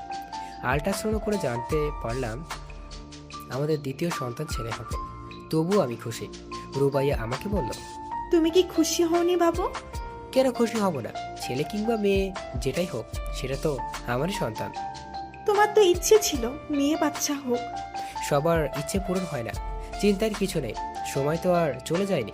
না হয় তৃতীয়বার সন্তান নেব আমরা। এটা ঠিক বলেছ, দরকার হয় আমরা তৃতীয় সন্তান নেব। ডাক্তার নাজরিন কামাল আমাকে আর রুবাইয়াকে তার রুমে ডাকলেন। দেখুন, আমাদের কিছু বলার আছে। ভয়ের কোনো ব্যাপার না, তবুও বলবো, ভয় পাবেন না। রুবাইয়া কিছুটা ঘাবড়ে গেল ডাক্তারের কথায়। আমি ডাক্তারের কাছে জানতে চাইলাম, কি হয়েছে বলুন। রুবাইয়ার পেটে বাচ্চার পাশাপাশি বড় রকমের একটা টিউমার আছে। যখন বাচ্চার সিজার হবে তখন সেটা কেটে ফেলে দেওয়া হবে। এইবার প্রেগনেন্সির পর থেকে রুবাইয়ার শরীরটা সবসময় খারাপ থাকে, তাহলে এই টিউমারের কারণেই রুবাইয়ার অসুস্থ থাকতো। এখন বুঝতে পারলাম রুবাইয়া সব খেয়াল আম্মু রাখে, নিজের মেয়ের মতো রুবাইয়াকে যত্ন করে। আম্মুর কোনো মেয়ে নেই বলে তার মানে আফসোস ছিল, বলতো তার বাবা বেঁচে থাকলে হয়তো আমার আরও একটি মেয়ে হতো, কিন্তু সেই ইচ্ছেটা আমি তোর বউকে দিয়ে পূরণ করব। রুবাইয়ার সেই ইচ্ছেটা পূরণ করতে পারেনি, কারণ রুবাইয়ার আম্মুকে মেয়ের স্থান দেয়নি। কিন্তু এখন রুবাইয়া অসুস্থ হওয়ার পর থেকে আম্মুর আফসোসটা আর নেই।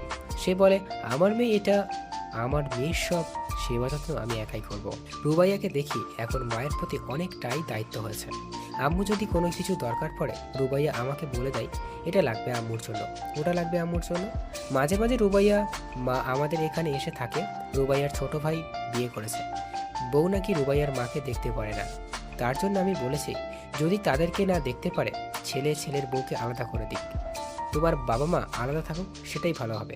যে সন্তান বাবা মাকে প্রাধান্য না দিয়ে স্ত্রীকে প্রাধান্য দেয়, সে সন্তানের সাথে বাবা মা না থাকাটাই ভালো। তার জন্য আমি টাকা পাঠাবো, আমারও তাদের প্রতি দায়িত্ব আছে।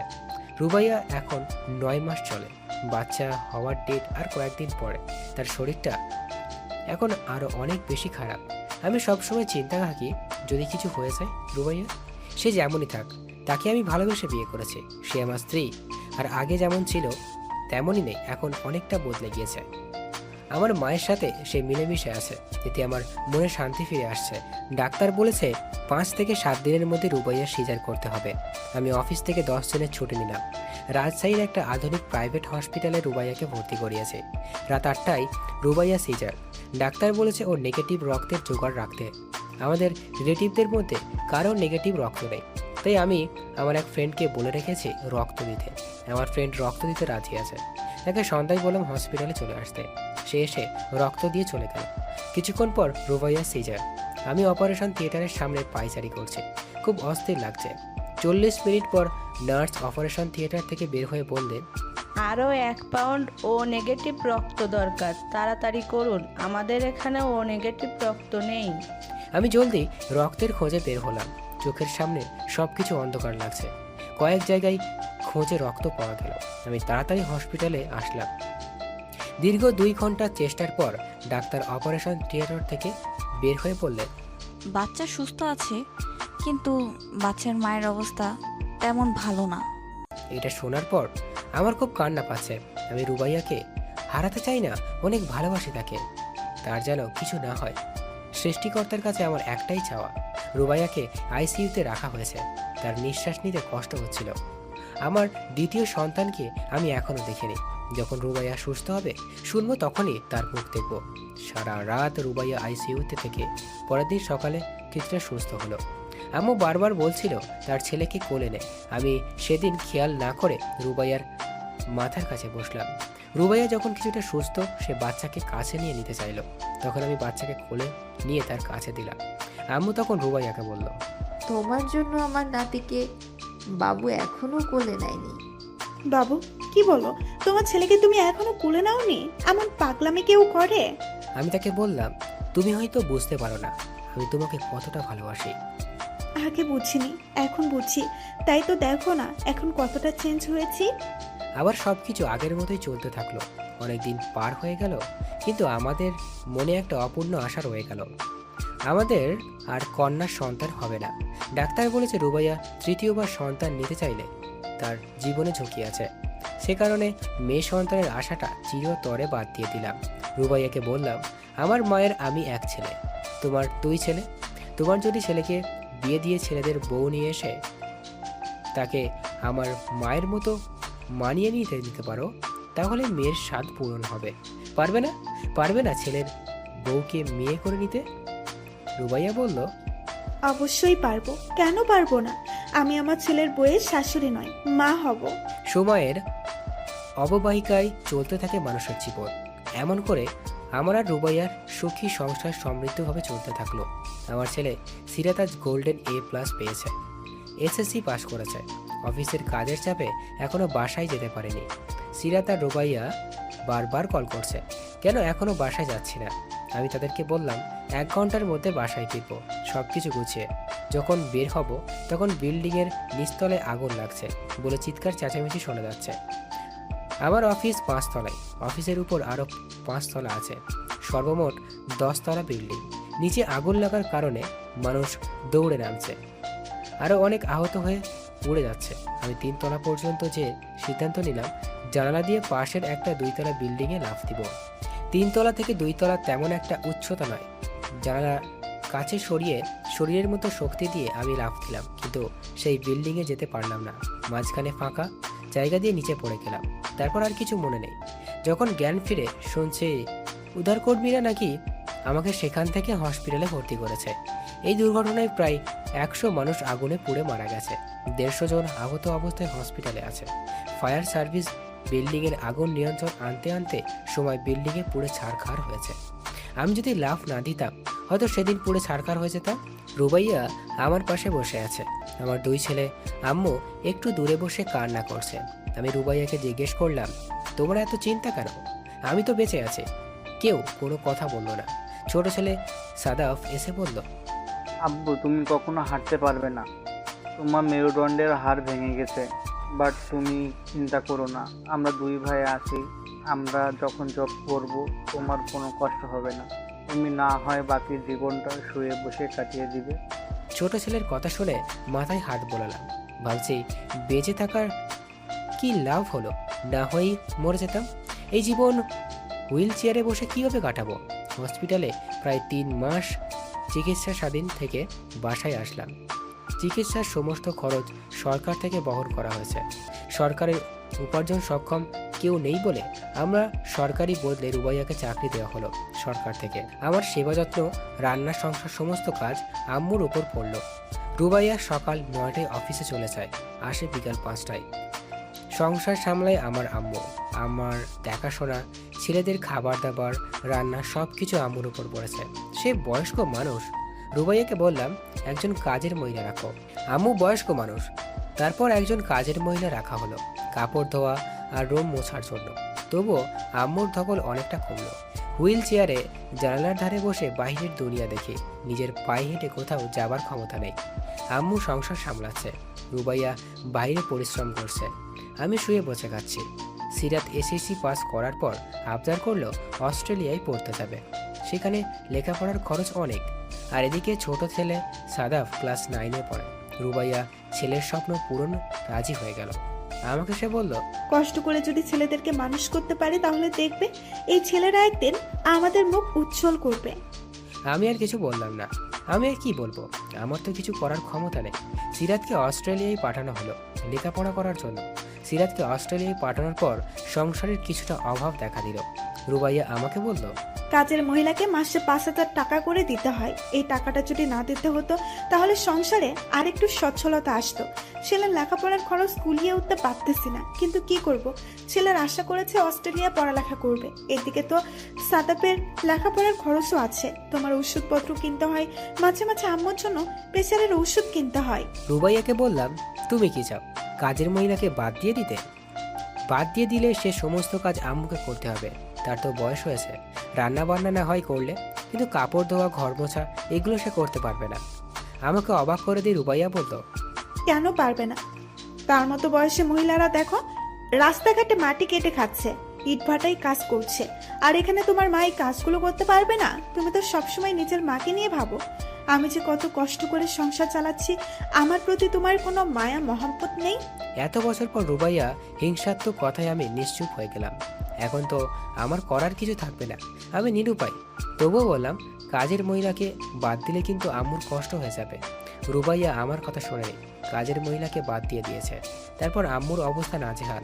সারাদিন কাজ করতে করতে এখন আম্মুর কোমরে ব্যথা উঠতেই পারতেছে না। রুবাইয়াকে বললাম আম্মুকে ডাক্তার দেখাতে। সে বলে, এত টাকা নেই, কিভাবে ডাক্তার দেখাবো? পুরো একটা সংসার চালাতে হয় আমাকে, আমার মাথার উপর অনেক চাপ। ছেলেকে বিদেশে স্টাডি করতে পারলে এত খারাপ অবস্থা হতো না সংসারের। তাই বলে কি আমার মায়ের উপর দিয়ে এত ধকল যাবে? আমি তো নিরুপায়, কিছু বলতে পারি না। কিন্তু দিনকে দিন আম্মু অসুস্থ হয়ে যাচ্ছে। আম্মুর চোখে মুখে ক্লান্তির ছাপ। আমি রুবাইয়াকে আবার বললাম, তুমি বুঝতে চেষ্টা করো, আম্মু কিন্তু দিন দিন অসুস্থ হয়ে যাচ্ছে। সে আমাকে বলল, কাজের মেয়ে রাখা সম্ভব নয়। সাদাফকে এখন সবচেয়ে ভালো কলেজে ভর্তি করব। আরো টাকার প্রয়োজন, ছেলেদের তো ভালোভাবে মানুষ করতে হবে। আমার শ্বশুর শাশুড়ি যখন এই বাসায় আসে তারা তো কোনো কাজ করে না। আমি বুঝতে পারছি রুবাইয়া এখন চেঞ্জ হয়ে গেছে। সে নিজে রোজগার করতে এত তার অহংকার বেড়ে গিয়েছে। আমাকে সে গুরুত্ব দিচ্ছে না। আম্মু অসুস্থ হয়ে একেবারে বিছানায় পড়ে গেল। এতে রুবাইয়া যেন খুব ক্ষিপ্ত হলো। কেন আম্মু সংসারে কাজ করে না, সারাদিন শুয়ে থাকে। অফিস থেকে এসে রান্না করে খাবে, এটা মেনে নিতে পারছেন না। আম্মুর সাথে খুব খারাপ ব্যবহার করছে কয়েকদিন ধরে। আমি কিছু বললে আমাকে বলে পঙ্গুপ্ত, বরণ করে বসে বসে খাবার খাচ্ছ। আবার নিজের মায়ের কথা বলছি বলে শরীরে লাগে। যদি নিজের মায়ের জন্য এত দরদ লাগে, এত ভালোবাসা থাকে, যাও মাকে নিয়ে রোজগার করে খাও। আমি পারবো না এত ফেচাল সামলাতে। রুবাইয়ের কথায় চোখ দিয়ে টপ টপ করে পানি পড়ছে আমার। আমি যখন চাকরি করেছি তার সাথে কখনো খারাপ ব্যবহার করিনি।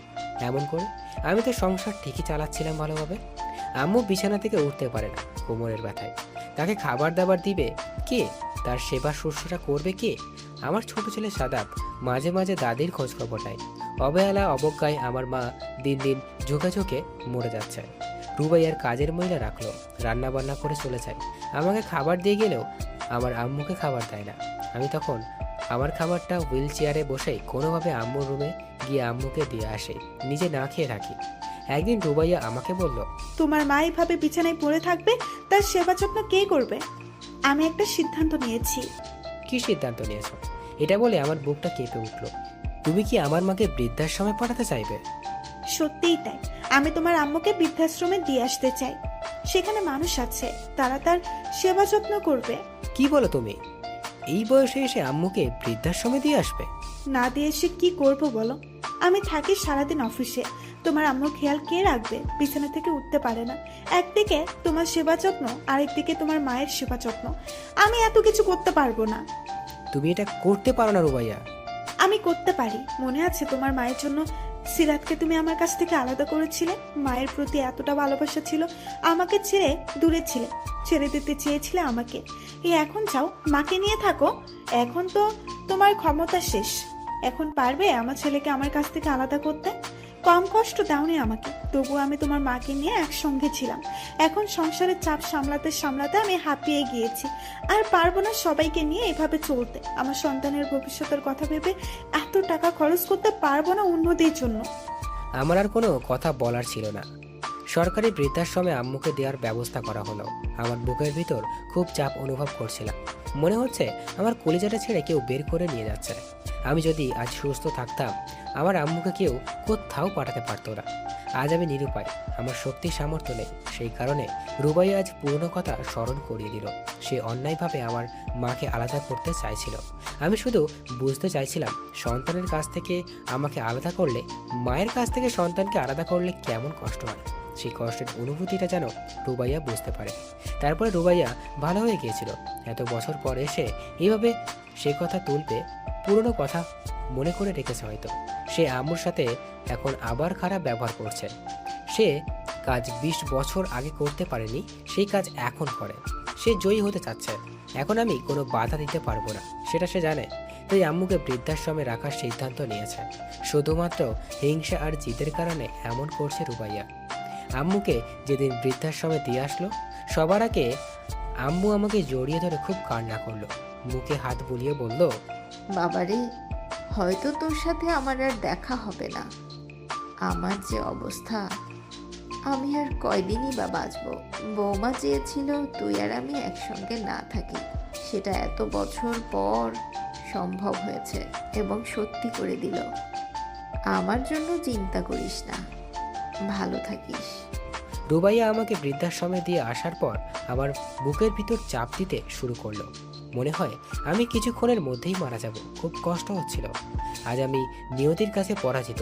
রুবাইয়া জিতে গেলে তার জিতের কাছে। আমার চোখ দিয়ে অঝরে পানি পড়ছে। আমার এই কান্না দেখে রুবাইয়া তিরস্কার স্বরে বলে, মায়ের জন্য এত কান্নাকাটি করতে হবে কেন? মনে হয় ছোট বাচ্চা মাকে ছাড়া থাকতে পারবে না। বুড়ো হয়ে যাচ্ছে, তাও মায়ের জন্য এত ন্যাকামো সহ্য হয় না আর এগুলো আমার। অতি কষ্টে মানুষের হার্টের ভিতরে প্রবলেম শুরু হয়। যেদিন থেকে বাবুর মাকে বৃদ্ধাশ্রমে পাঠানো হলো, সেদিন থেকেই বাবুর শরীর খুব অসুস্থ হয়েছে। ধীরে ধীরে অবনতির দিকে যাচ্ছে। খাওয়া দাওয়া ছেড়ে দেয়।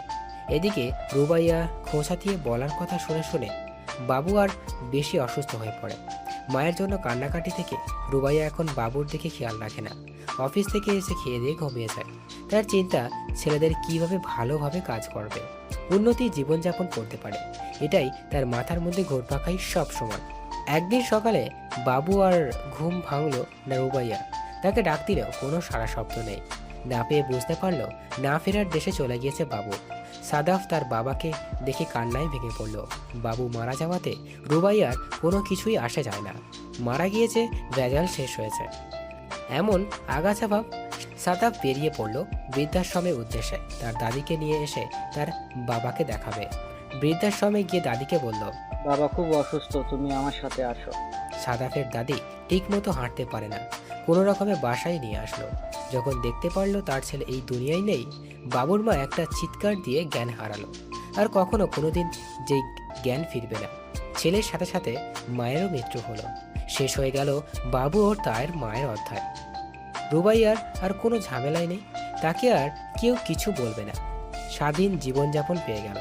এখন পারবে ছেলেদের ভবিষ্যৎ ভালোভাবে করতে। সিরাত বিদেশে থাকায় বাবা আর দাদির মৃত্যুর খবর শুনে আসতে পারল না। বাবার প্রতি আর দাদির প্রতি এমন অবিচার দেখে সাদাফ মায়ের প্রতি খুব অসন্তুষ্ট হলো। রুবাইয়ার শাশুড়ি ও স্বামী মারা যাবার পর রুবাইয়া স্বাধীনভাবে জীবনযাপন করছে।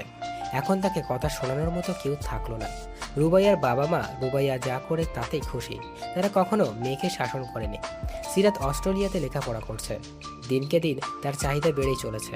কিছুদিন পরে পরে লেখাপড়ার বাইরেও সিরাত অনেক টাকা হাত খরচ দিতে হয়। রুবাইয়া চাকরি করার সুবাদে ঘুষ গ্রহণ করা শুরু করে। এদিকে আরাফ বুয়েট ইঞ্জিনিয়ারিং করছে। ছেলে দুইটাকে খরচ জোগাতে রুবাইয়া দিশেহারা। তাই সুযোগ পেলেই ঘুষ গ্রহণ করতে রুবাইয়ার অফিসে নতুন বস এসেছে। পুরনো বস বদলি হয়ে গেছে। নতুন বসকে রুবাইয়ার কাছে ভালো মনে হয় না, কারণ অকারণে রুবাইয়াকে তার রুমে ডেকে গল্প গুজব করে। রুবাইয়া যেমনই হোক চরিত্রের দিক দিয়ে সে ভালো। বসের নামে বয়স্ক লোকের নির্লজ্জ চাহনি রুবাইয়ার গা খিনখিন করে। একদিন অফিসের ছুটির পর বস রুবাইয়াকে বলে, তুমি কিছুক্ষণ অফিসে থাকো, কয়েকটা ফাইল নিয়ে তোমার সাথে কথা বলবো। সবাই অফিস থেকে চলে গেছে। রুবাইয়া কেমন অস্বস্তি লাগছে, কিন্তু সে মুখ ফুটে কিছু বলতে পারছিল না। মিসেস রুবাইয়া, আমি জানি আপনার স্বামী অনেকদিন যাবৎ মারা গেছেন। আপনি একা আছেন। আপনার বয়স তো তেমন হয়নি, কিন্তু দুইটা ছেলের মুখের দিকে চেয়ে কিছু করার মতো সাহস পাচ্ছেন না। আমরা যদি গোপন একটা রিলেশন স্টার্ট করি, সেটা তো কেউ জানবে না। আমার জন্য যেমন ভালো হবে, তোমার জন্য তেমন ভালো হবে। আপনি কি বলতে চাচ্ছেন? কিসের রিলেশন? ক্লিয়ার করে বলুন। মানে আমার স্ত্রী তো চিটাগাং থাকে, আমি এখানে একা থাকি। মাঝে মাঝে তুমি যদি আমাকে সময় দিতে, আমার ফ্ল্যাটে যেতে। মুখ সামলে কথা বলবেন। আপনি আমার বস। আপনাকে চাকরির ক্ষেত্রে আমি সম্মান দেব, মান্য করে চলবো, কিন্তু আপনি পার্সোনাল ভাবে আমাকে এইভাবে কুপ্রস্তাব দিতে পারেন না। যদি দ্বিতীয়বার এই দুঃসাহস করেন, আমি প্রশাসনে জানাতে বাধ্য হব। রাগে গজগজ করতে করতে রুবাইয়া বসের রুম থেকে বের হয়ে আসলো। বস মাহদুর হক রুবাইয়াকে দেখে নিবে এমনই মনে মনে ভাবছে। আমাকে অপমান, তোমাকে আমি দেখে নেব। তুমি আমাকে হুমকি দাও, প্রশাসনে আমার বিরুদ্ধে অভিযোগ করবে। তুমি কিভাবে এখানে চাকরি করো সেটা আমি দেখে নেব। রুবাইয়ার স্বামী নেই, এটা সে বস জানতো। সেই সুযোগটা কাজে লাগাতে চাইছিল, কিন্তু সে সফল না হয়ে রুবাইয়ার প্রতি ক্ষিপ্ত হয়ে গেল। তার বিরুদ্ধে প্রশাসনের কাছে জানাবে, এটা ভেবেই বস মনে মনে একটা কুবুদ্ধি আটল। সুযোগের অপেক্ষা করছিল বস। একদিন হাতে নাতে ধরা পড়ে যায় রুবাইয়া ঘুষ গ্রহণ করার সময়। বস জানালো রুবাইয়া ঘুষ গ্রহণ করে ম্যানেজারের সাথে মিলে, তাই ম্যানেজারের মাধ্যমে চক্রান্ত করে রুবাইয়াকে ঘুষ দেওয়ার উস্কানি দেওয়া হয়। আর সেই মুহূর্তে পুলিশকে খবর দিয়ে রুবাইয়াকে ধরিয়ে দিতে হাতে নাতে। ঘুষ গ্রহণ করার অপরাধে রুবাইয়া চাকরিচ্যুত হয় এবং জেলে যায়। সিরাত যখন জানতে পারে তার মা ঘুষ গ্রহণের দায়ে জেলে গেছে, তখন তার নানুকে কল দিয়ে বলে, এমন মায়ের দরকার নেই যে মায়ের জন্য আমাদের মান সম্মান নষ্ট হয়। আমি এমন মায়ের সাথে কথা বলতে চাই না। আমি আর যাব না বাংলাদেশে। এদিকে আরাফ সেও তার মাকে দেখতে আসেনি। আরাফের মনে হয় তার মা তার বাবার আর দাদির প্রতি যে অন্যায় করেছে সেটার শাস্তি পাচ্ছে।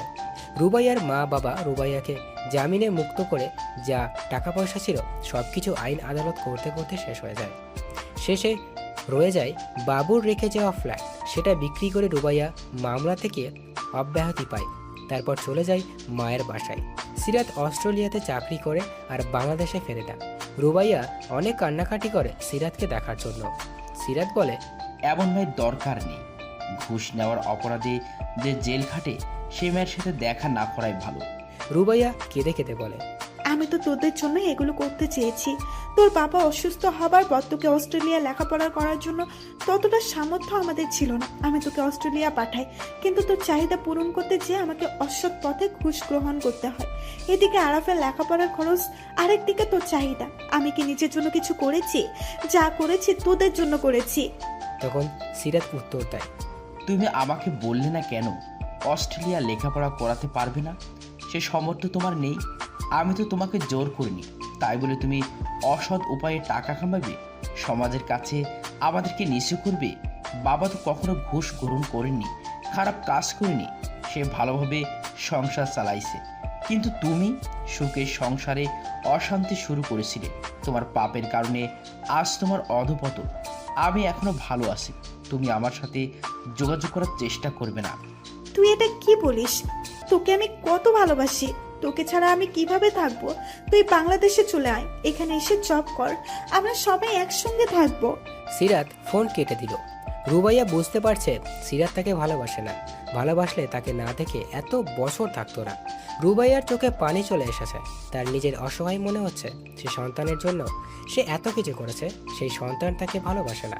এই দিক দিয়ে বাবুর মা খুব ভাগ্যবতী ছিল। এই কথা মনে পড়ে রুবাইয়ার খুব কষ্ট হচ্ছে। বাবু তার মাকে ছাড়তে কিছুই না করেছে, তবুও বাবু তার মাকে ছাড়েনি। আর রুবাইয়া তার সন্তানকে উচ্চ শিক্ষার জন্য বিদেশে পাঠালো, কত কষ্ট করে পারলো, আর এই সন্তান আজ তাকে অবহেলা করে। আর এক ছেলে ইঞ্জিনিয়ারিং পাশ করে বের হয়েছে। আরাফ তার নানুর বাসায় এসে থাকে না, মেশে থাকে। আরাফ তার মাকে বলে, যেদিন নিজের বাসা করতে পারবো সেদিন তোমাকে নিয়ে আসবো। আমি চাই না মামা মামির বাসায় থাকতে। তোমার থাকার ইচ্ছা, তুমি থাকো। রুবাইয়ার ভাইয়ের বউ সব সময় কথা শোনে রুবাইয়াকে। রুবাইয়ার ভাইয়ের বউ তার ভাইকে বলে, তোমার মা বাবাকে না হয় খাওয়াবে, তোমার বোন আমাদের এখানে থাকবে, সেটা তো আমার সহ্য হবে না। তার ছেলে আছে, বিদেশে লেখাপড়া করে, চাকরি করে, 1 টাকা খরচ পাঠায় না মায়ের জন্য। আরেক ছেলে, সে মায়ের খোঁজ খবর নেয় না। এমন করে তো চলতে পারে না। আমার সংসারের আয় উন্নতির কথা আমাকে ভাবতে হবে। রুবাইয়া এত সব কথা সহ্য করতে পারে না। সে বুঝতে পারে ভাইয়ের সংসারে সে বোঝা হবে। রুবাইয়া পত্রিকায় বিজ্ঞাপন দেখে এক বাসায় আয়ার চাকরি নেয়। তার এই পরিস্থিতির জন্য সে নিজেই দায়ী। যে ছেলেকে মানুষ করার জন্য এত কিছু করলো, সে ছেলে আজ তাকে ঘৃণা করে। রুবাইয়া ভাবে, তাহলে কি আমি আমার সন্তানকে মানুষ করতে পারিনি? এত লেখাপড়া করিয়ে অমানুষ করে ফেললাম। আরাফ যখন শুনতে পারে তার মা অন্যজনের বাসায় আয়ার কাজ করছে, তখন সে তার মাকে নিয়ে যায় তার কাছে। একটা বাসা ভাড়া নিয়ে যখনই থাকে মাকে নিয়ে, এবং টিউশনি করে সংসার চালায়। কিছুদিন পর আরাফের চাকরি হয়ে যায়। এখন সে একটা ফ্ল্যাট ভাড়া নিয়েছে, মাকে নিয়ে সেখানেই থাকে। আরাফ যখন টিউশনি করায়, পরিচয় হয় বৃষ্টির সাথে। বৃষ্টির ছোট ভাইকে আরাফ প্রাইভেট পড়াতো। বৃষ্টি আরাফকে ভালো লাগে। তাদের মাঝে সম্পর্ক হয় বন্ধুত্বের। বৃষ্টির বাবা সেনাবাহিনীর মেজর। ঠিক আরাফের প্রথমে প্রস্তাব দেয়। আরাফ তাতে রাজি হতে চায়নি। আরাফ বৃষ্টিকে জানায় সে তার মাকে নিয়ে টিউশনি করে সংসার চালায়, আর বৃষ্টির পরিবার উচ্চবিত্ত। বৃষ্টির বাবা কখনো আরাফকে মেনে নিতে চাইবে না। বৃষ্টি তাকে বোঝায়, তুমি ইঞ্জিনিয়ারিং করেছো, জব পেয়ে গেলেই বাবাকে বললে বাবা তোমাকে মেনে নেবে। বৃষ্টির কথা আরাফ ভেবে দেখে, ঠিকই তো, ইঞ্জিনিয়ারিং পাশ করেছি, চাকরি হয়ে গেলে বৃষ্টির বাবার সামনে দাঁড়াবো, তখন অবশ্যই মেনে নেবে। যে কোনো সময় আমার চাকরি হয়ে যাবে। যতদিন পর্যন্ত আমি প্রতিষ্ঠিত না হই, আমাদের রিলেশন গোপন থাকবে। আমি প্রতিষ্ঠিত হবার পর তোমার বাবার সাথে কথা বলবো। তোমার বাবাকে বলবো তোমাকে আমি বিয়ে করতে চাই। বৃষ্টি এতদিন অপেক্ষা করছিল আরাফের চাকরি হবার। এখন চাকরি হবার পর বৃষ্টি আরাফকে তাড়া দিচ্ছিল তার বাবার সাথে কথা বলার জন্য। আরাফ বৃষ্টিকে বলল, কয়েকটা দিন অপেক্ষা করো, আমি সব কিছু গুছিয়ে নিই, তারপর তোমার বাবার কাছে যাব। সিরাত আরাফের কাছ ফোন দিল, জানলো সে বাংলাদেশে আসবে। আরাফ বুঝতে পারলো যখন শুনতে পেরেছে সে চাকরি পেয়েছে, তার মাকে নিয়ে ভালোভাবে আছে, তখন সিরাত বাংলাদেশে আসতে চাইছে। এতদিন যখন অভাব ছিল তারা তখন তো আর সিরাত বাংলাদেশে আসতে চায়নি। অফিস থেকে এসে আরাফ তার মাকে বলল, আম্মু, ভাইয়া সামনের মাসে বাংলাদেশে আসবে। তুই সত্যি বলছিস সিরাত বাংলাদেশে আসবে? আমার সিরাত বাংলাদেশে আসবে? আরাফ মনে মনে বলে, তোমার ছেলে স্বার্থন্বেষী, তোমার মতোই হয়েছে। যখন শুনেছে আমরা ভালো অবস্থানে আছি, ভালো চাকরি করছি, বাংলাদেশে আসতে চাইছে। এত বছর তো আসলো না। আরাফ নিজে একটা ফ্ল্যাট কিনতে চাইছে। ফ্ল্যাট কেনার পর বৃষ্টির বাবার সাথে কথা বলবে। বৃষ্টির আরাফ রুবাইয়ার সাথে পরিচয় করিয়ে দিয়েছে। রুবাইয়া খুব পছন্দ হয়েছে বৃষ্টিকে ছেলের বউ বানাতে। রুবাইয়ার ইচ্ছে ছেলের বউকে নিজের মেয়ের মতো ভালোবাসবে, যেন কোনোদিন বলতে না পারে শাশুড়ি জ্বালাতন করে, দেখতে পারে না। আজ 6 বছর পর সিরাত বাংলাদেশে আসছে। রুবাইয়া ছেলের পছন্দের অনেক কিছু রান্না করেছে। খুব আদরের ছেলে সিরাত। রুবাইয়া আরাফের চেয়ে সিরাতকে বেশি ভালোবাসত। সে ছেলের মুখ এত বছর পর দেখতে পারবে। রুবাইয়ার মন আজ অনেক আনন্দ। আরাফ অফিস থেকে ছুটি নিয়ে এয়ারপোর্টে গেল ভাইকে রিসিভ করতে। অস্ট্রেলিয়া থেকে একমাত্র বিমান ল্যান্ড করলো। আরাফ অপেক্ষা করছে ভাইয়ের জন্য। কিছুক্ষণ পর সিরাতকে দেখতে পেল আরাফ। সিরাতের সাথে একজন বিদেশিনীকে দেখে আরাফ বুঝতে পারল না সিরাতের সাথে বিদেশিনী মেয়েটিকে। কাছে আসতে ভাইকে জড়িয়ে ধরল আরাফ। সিরাত বিদেশিনী মেয়েটির সাথে পরিচয় করিয়ে দিল। আরাফ, এ হলো তোর ভাবি ক্যামেলিয়া। আমরা বিয়ে করছি 6 মাস হলো। আরাফ খুব বেশি অবাক হয়ে গেল। তার ভাই তাদেরকে না জানিয়ে বিয়ে করে ফেলেছে। সে বুঝতে পারল সিরাত মায়ের মতো স্বার্থপর টাইপের, নিজের স্বার্থের জন্য সব করতে পারে। আরাফ এটাও বুঝতে পারল মাকে না জানিয়ে তার ভাই বিয়ে করেছে। এটা তো তার মা খুব কষ্ট পাবে। রুবাইয়া অপেক্ষা করছিল সিরাতের জন্য। সিরাতের পছন্দের সব কিছু রান্না করেছে। সিরাত শুটকি মাছের ভুনা আর গাজরের পায়েস খুব পছন্দ করত। এই দুইটা জিনিস রুবাইয়ার মন দিয়ে খুব যত্ন করে রান্না করেছে। অপেক্ষা করছে ছেলে কতক্ষণে বাসায় ফিরবে। গাড়ির হর্ন শোনা যাচ্ছে, মনে হয় সিরাত এসেছে। এটা ভেবে রুবাইয়া গেটের কাছে দৌড়ে গেল। 6 বছর পর আদরের ছেলেকে দেখতে পাবে রুবাইয়া, তাই সে খুব খুশি। গাড়ি থেকে আরাফ বের হলো, তারপর এক বিদেশিনী মেয়ে, তারপর সিরাত বের হলো। সিরাতকে দেখে রুবাইয়া তাড়াতাড়ি এগিয়ে গিয়ে সিরাতের মুখে হাত বোলাচ্ছে আর বলছে, বাবা তুই আমাকে ভুলে গিয়েছিস। তোর জন্য আমি প্রতি রাতে কান্না করি। তুই জানিস তোর ছোটবেলার ফটো আমি বুকে নিয়ে ঘুমাই। তুই কেন আমাকে ভুলে গেলি? উফ আম্মু, তুমি এত বেশি বেশি করছো কেন? আমি এখন ছোট্টই নাকি? ওদিকে সরে যাও, বাসায় ঢুকতে দিব না। সিরাতের এমন ব্যবহারে রুবাইয়া স্তব্ধ হয়ে দাঁড়িয়ে রইল। সিরাতের বউ ক্যামেলিয়া রুবাইয়াকে দেখে বলল, সিরাত, এটা তোমার মাম্মি। হ্যাঁ, আমার আম্মু এটা। রুবাইয়া কোনো কথা বলতে পারছে না। সিরাতের ব্যবহারে তার মনে হচ্ছে বিদেশিনী মেয়েটাকে, কিন্তু কিছুই জিজ্ঞেস করে ইচ্ছে করছে না। আরাফ তার মাকে বলল, কি হলো, দাঁড়িয়ে আছে কেন? যাও খাবার রেডি করো ভাইয়া ভাবির জন্য। ওরা দূর থেকে এসেছে আর তুমি এখানে স্তব্ধ হয়ে দাঁড়িয়ে। রুবাইয়া আরাফকে বলল, তুই দেখলি না সিরাত আমার সাথে কিরকম ব্যবহার করলো? মায়ের সাথে কেউ এরকম ব্যবহার করে? আমি তোদের জন্য কি না করেছি। আজ তোরা প্রতিষ্ঠিত হয়ে মাকে দেখতে পারিস না। আম্মু, এখন কাহিনী রাখো তো। তোমার এ কাহিনী সারা জীবন শুনে এসেছি। দাদি কিন্তু তোমার চেয়েও বেশি কষ্ট করে আব্বুকে মানুষ করে, তারপরও তুমি তাদেরকে শান্তি দাওনি। এখন তুমি কিভাবে শান্তি আশা করো? এর চেয়ে ভালো তুমি আশা করতে পারো না। দুই ছেলের এমন অপমানে রুবাইয়া কষ্টের সাগরে নিমজ্জিত হচ্ছে।